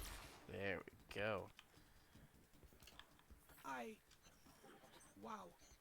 Wow is not a helpful term on the battlefield, Ghost. So the fallen signal is coming from behind a massive barrier powered by Vex Tech. Looks like they've stolen themselves a toy.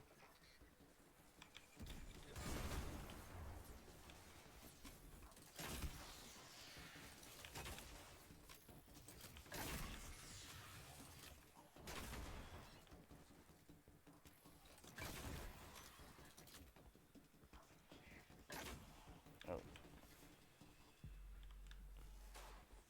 Where'd you go? There you are.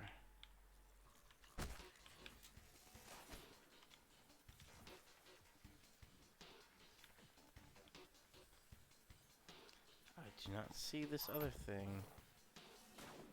Aha.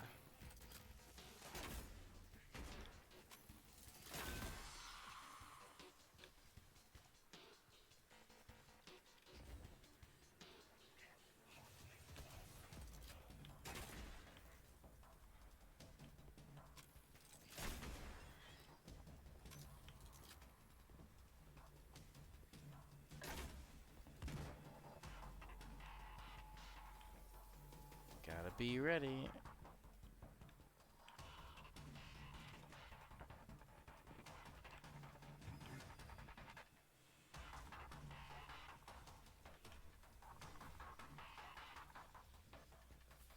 Ooh. Google Pixel 4. Very interesting.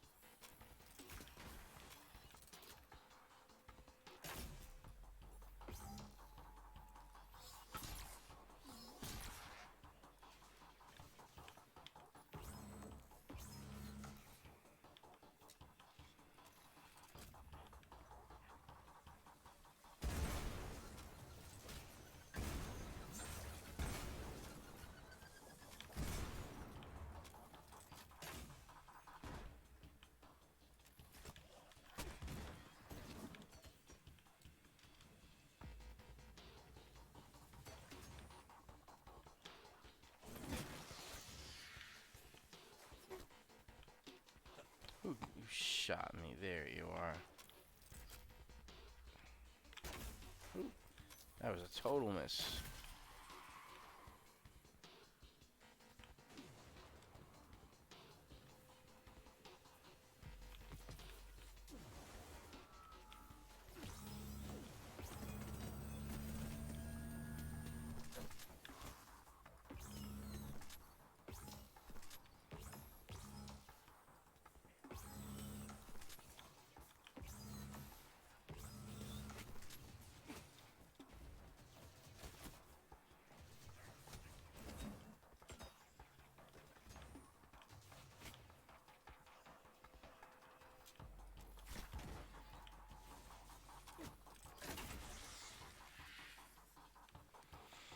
Okay.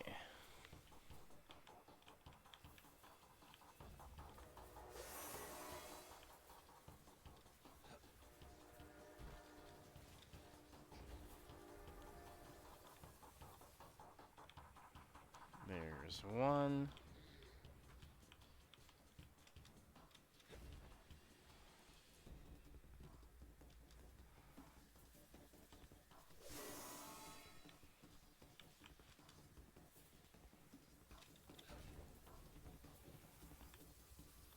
And there's two.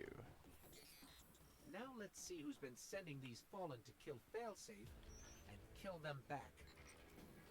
Kill them back.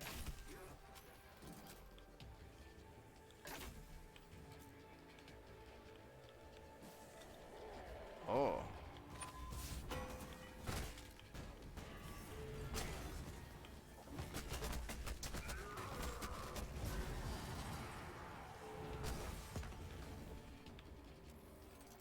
All right, I think we've got this taken care of. That Fallen crew won't be bothering you anymore, Failsafe. Good work, all of you. You have my thanks, friendly ghost.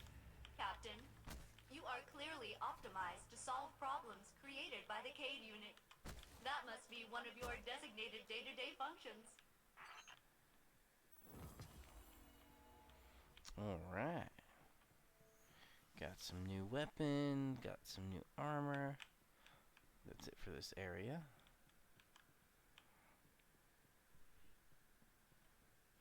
And my day's going pretty well. Enjoyed the morning. Started this in the afternoon.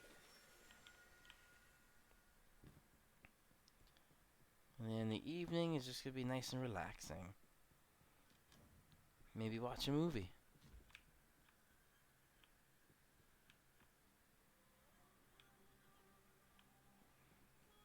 That sounds kind of creepy, that music.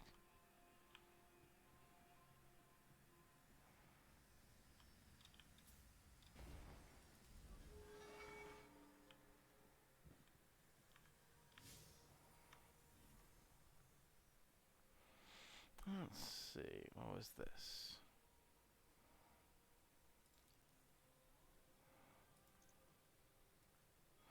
Some fast traveling.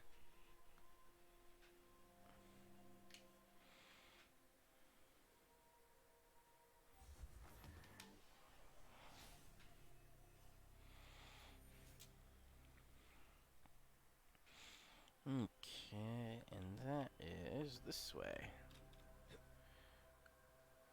Normally this would kill me unless I stop just... Oh, so close. I slowed down enough so I didn't die.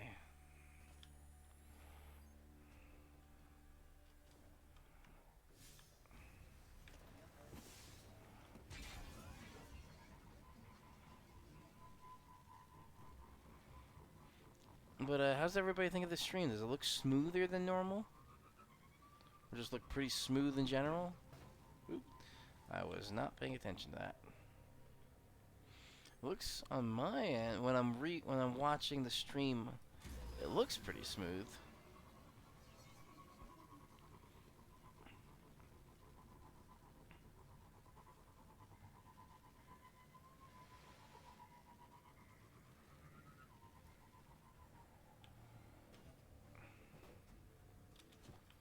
All right, let's try this. Captain, the Vex appear to be capturing Fallen. I have traced a high number of prisoners to a cave near your location. Imprisonment by the Vex is not a fate I would wish on anyone. Perhaps we can help. Failsafe, just so you know, the Fallen probably won't thank us for helping them. Trust me. Either way, you'll be doing them a favor. Oh.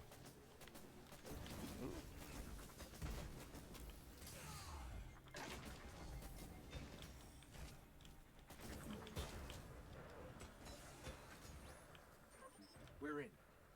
Never done a prison break before. Good luck, Huh. Captain.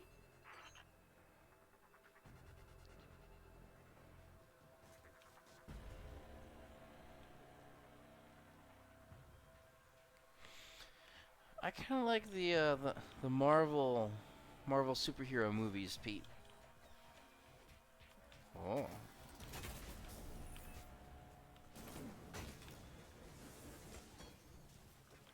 Which is why I'm using Thor's hammer right now.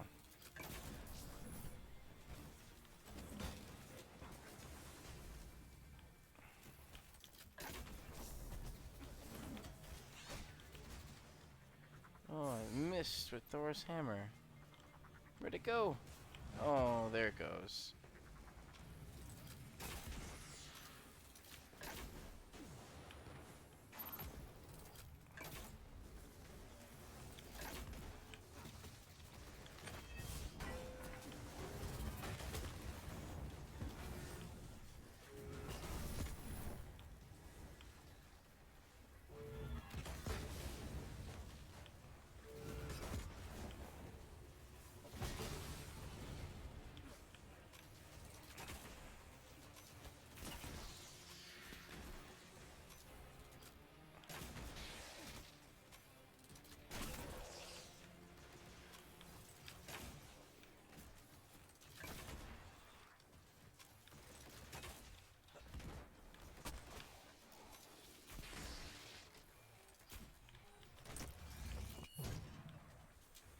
like this finisher thing.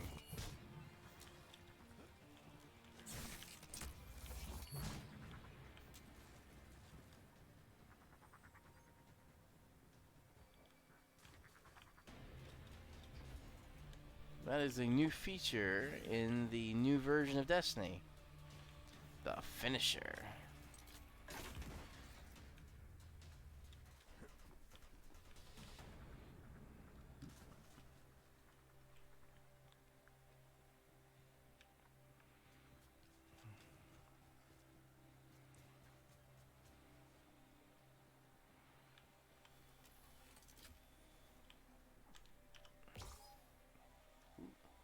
Okay, it didn't hear me. And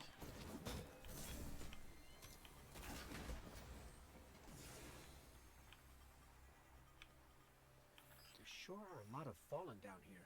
I'm picking up barriers ahead. And below us. Deep below us. Captain, that could mean more prisoners. You should free them. Failsafe. They tried to kill us. kill all the things.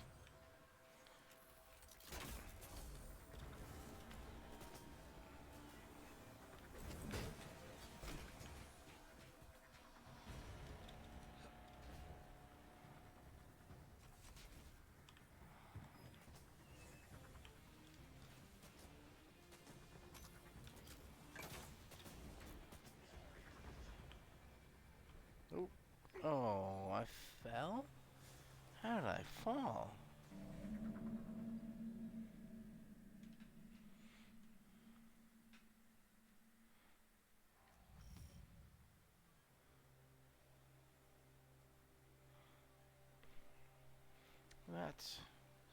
That's not good.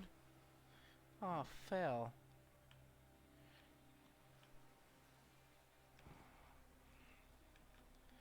What's that?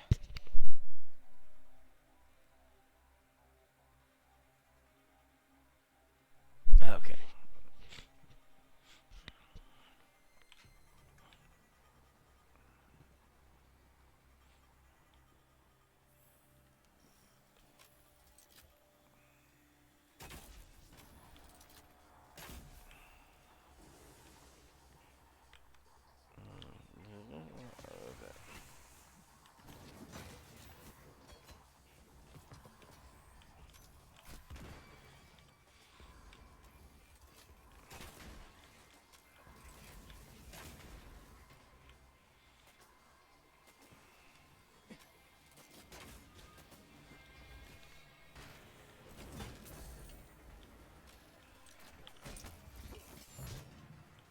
15,000 damage.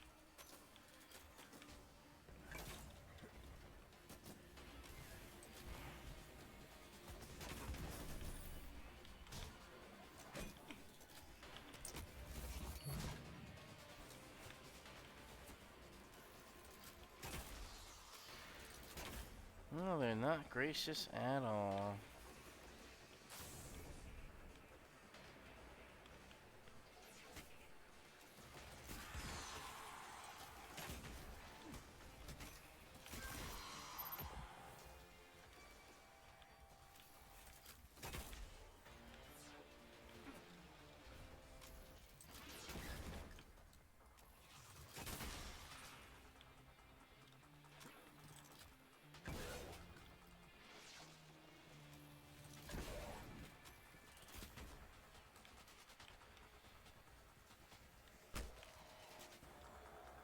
Nope, is that a prison? That is not a prison cell.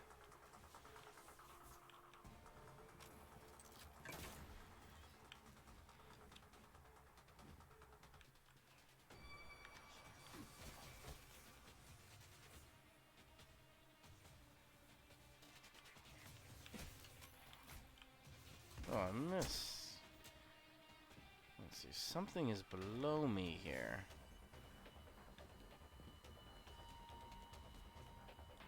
I don't want to fall down there again.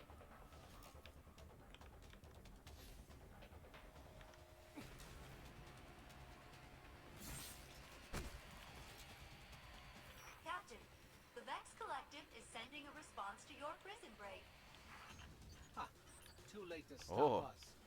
It's a fight they want.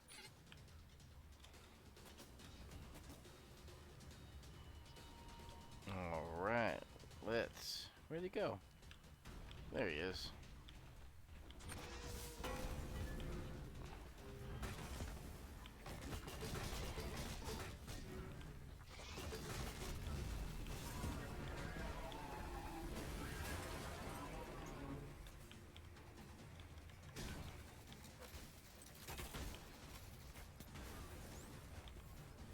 Ooh, I got some award down there.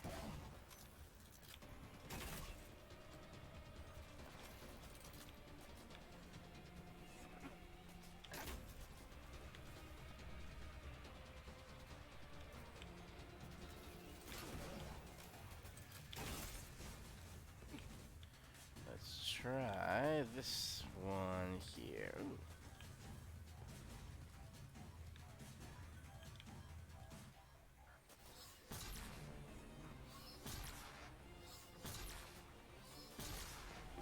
There goes that one. Ooh. Someone's nearby. All clear. Not a single Vex or Fallen in sight. I'm sorry it had to end this way, Failsafe. The attempt was appreciated, friendly ghost.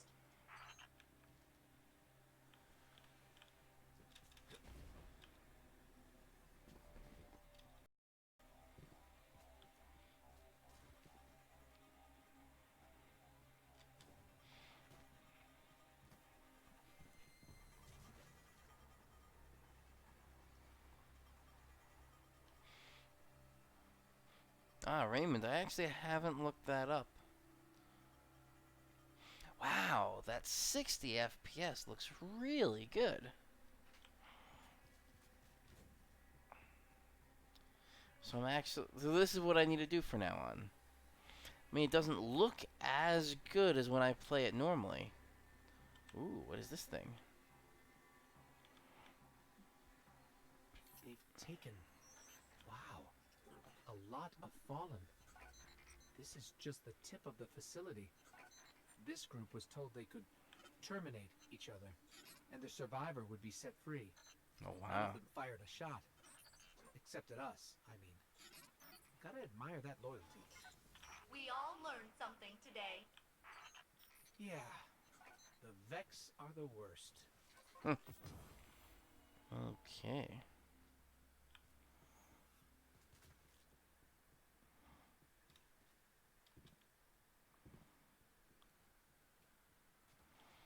Let's head to the tower.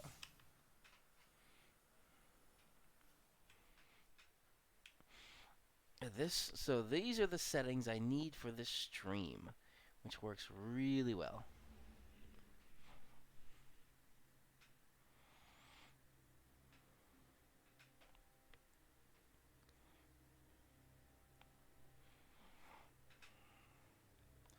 Off to the tower.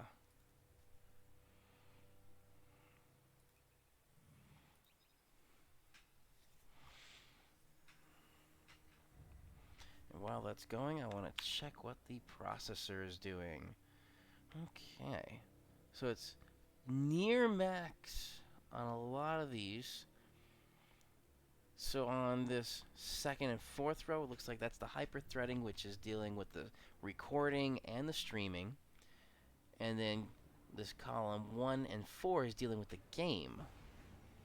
So it's doing what it should be, and I am very glad I did that processor upgrade. The next thing is possibly a motherboard upgrade.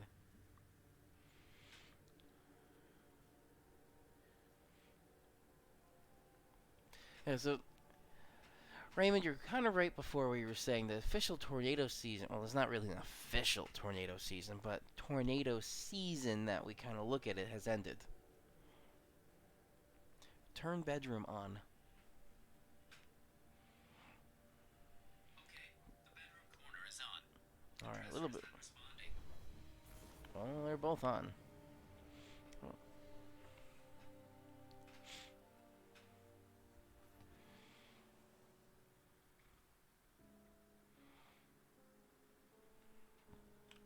Okay.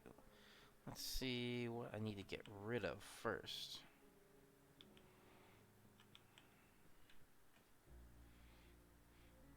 I just want to see how smooth. So that looks really good in the stream. Alright. So I know the settings I need for now on for the stream.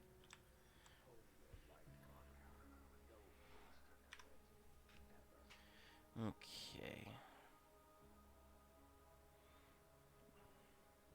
Is that a shotgun? I don't like. Oh, that's a hand cannon.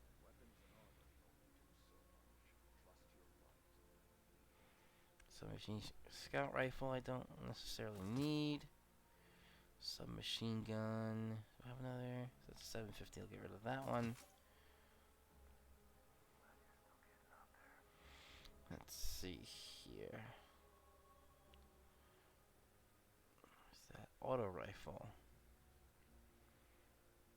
It's a hand cannon. Do I have an auto rifle already?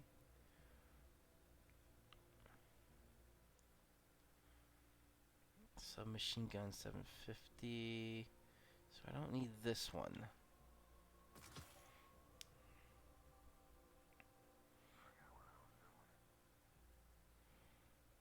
Let's see here.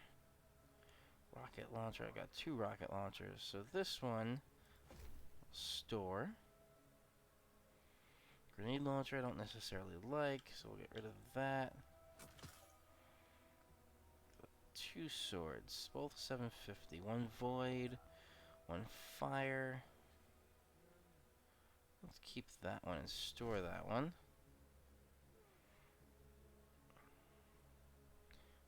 Linear fusion rifle.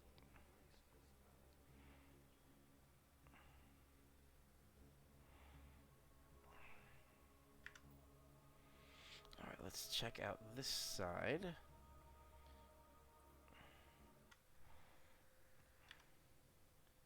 Let's see if I could store that one. I don't think I need it anymore.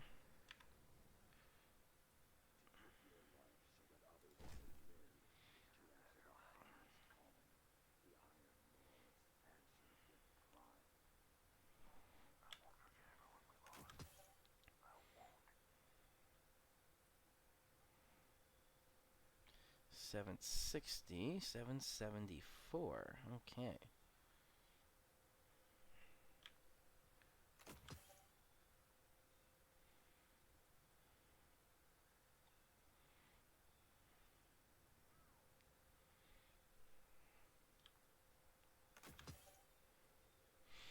All right.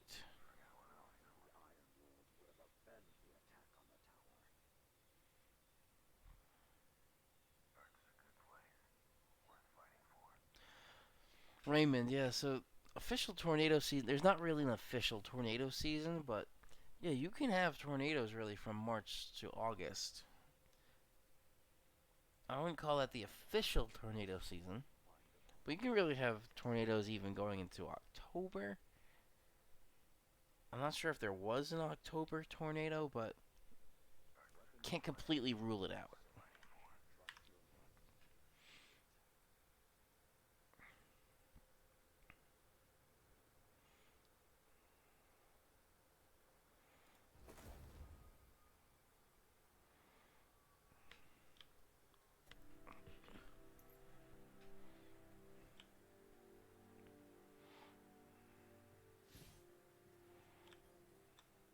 Welcome, Guardian.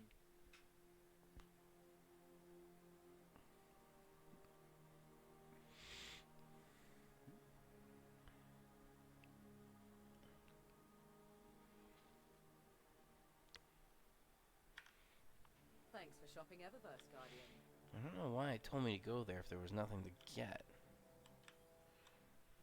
Hi there. Peak activity? I probably wouldn't say as early as March. Meg, hello.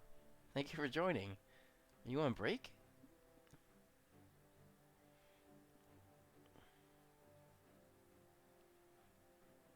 Ah, phone's on silent. Well. Let me at least type that in there.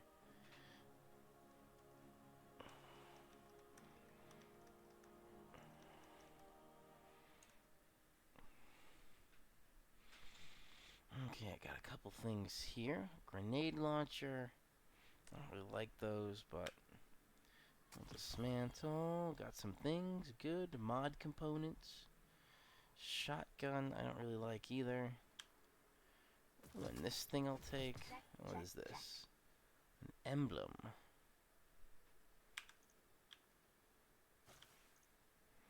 Okay.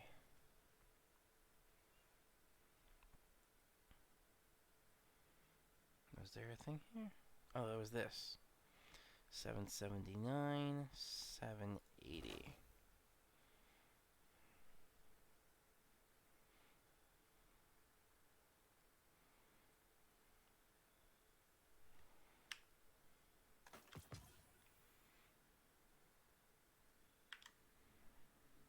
Okay. That's kind of creepy.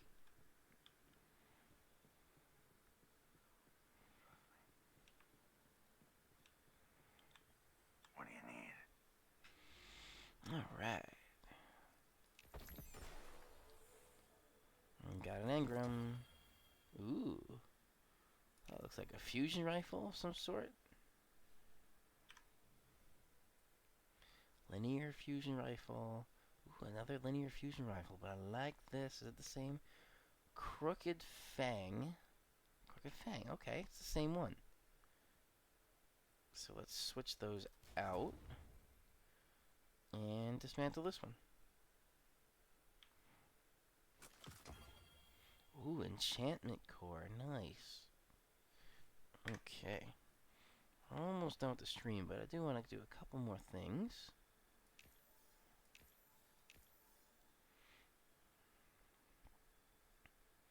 Enchantment prism?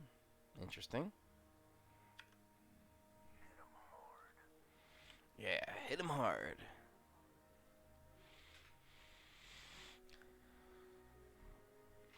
And Raymond, yeah, I do kind of agree with you. With our region having that unofficial season.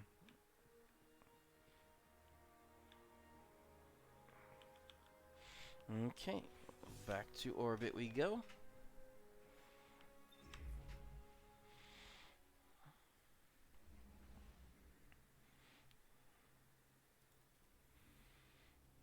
Let's see. Let's go to Earth and we'll finish off on Earth here. Any strikes? Oh, no strikes. What was this? Weekly challenge.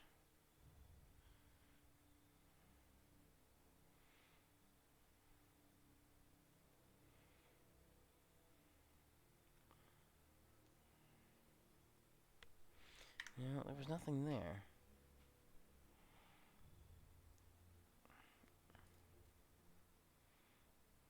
What is this? Hack the planet. Well, let's see if I get to there.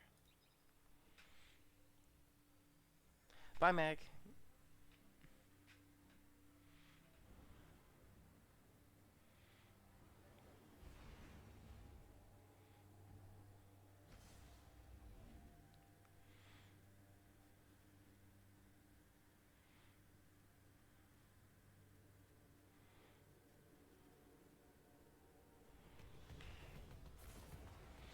Alright, we're just about finished with the stream. Maybe another 5 minutes.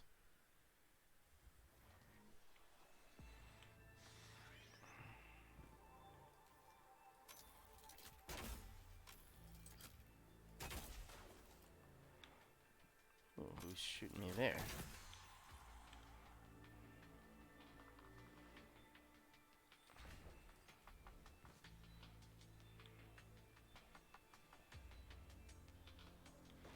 Kind of interesting soundtrack now that's on this.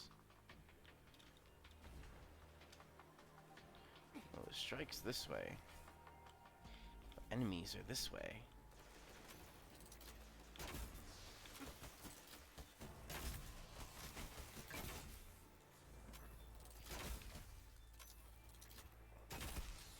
Ah, got him midair.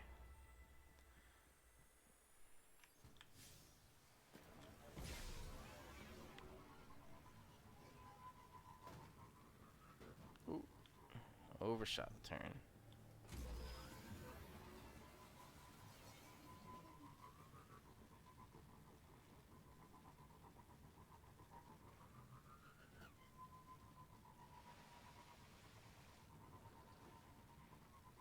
We might not do that strike, but we'll just play a little bit in this area.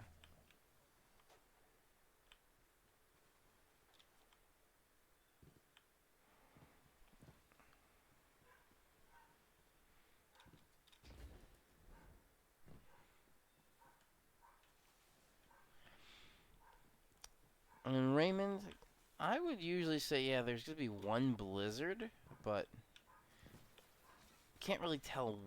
You really cannot say when. Oh, there's a high value target.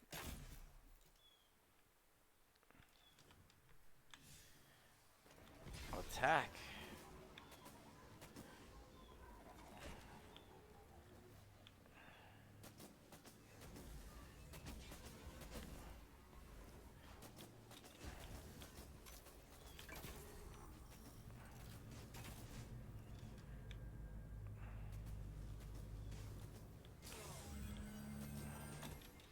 Don't die. Alert!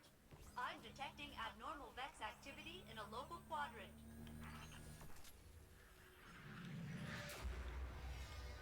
Alright.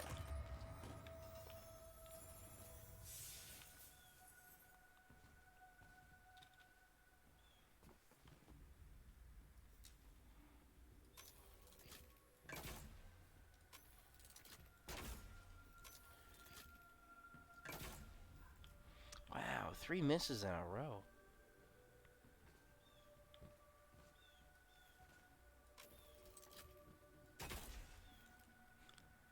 Got some air with that one.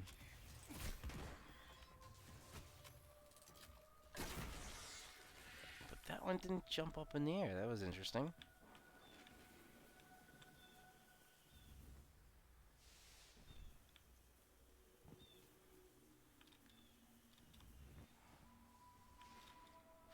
Fire.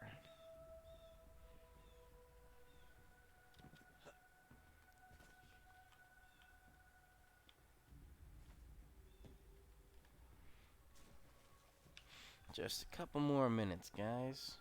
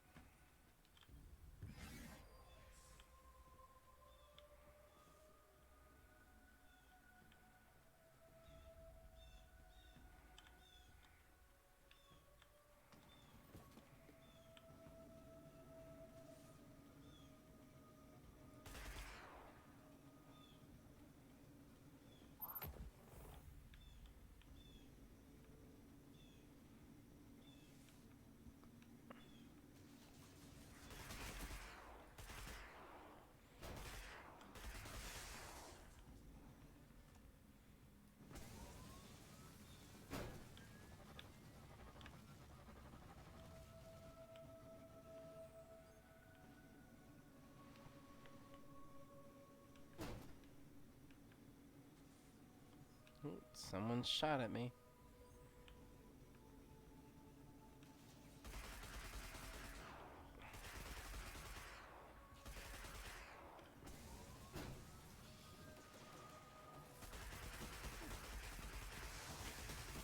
Why would you walk right in my line of fire?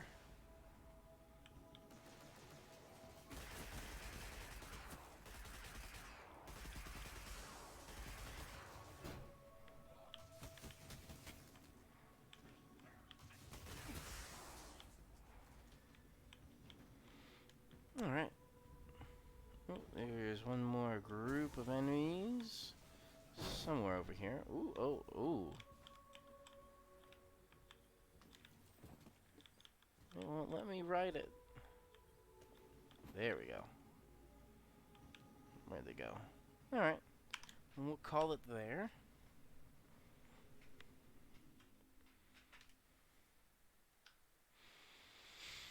What's your favorite flavor beer? I'd probably have to say orange. The Blue Moon Orange? That I really like.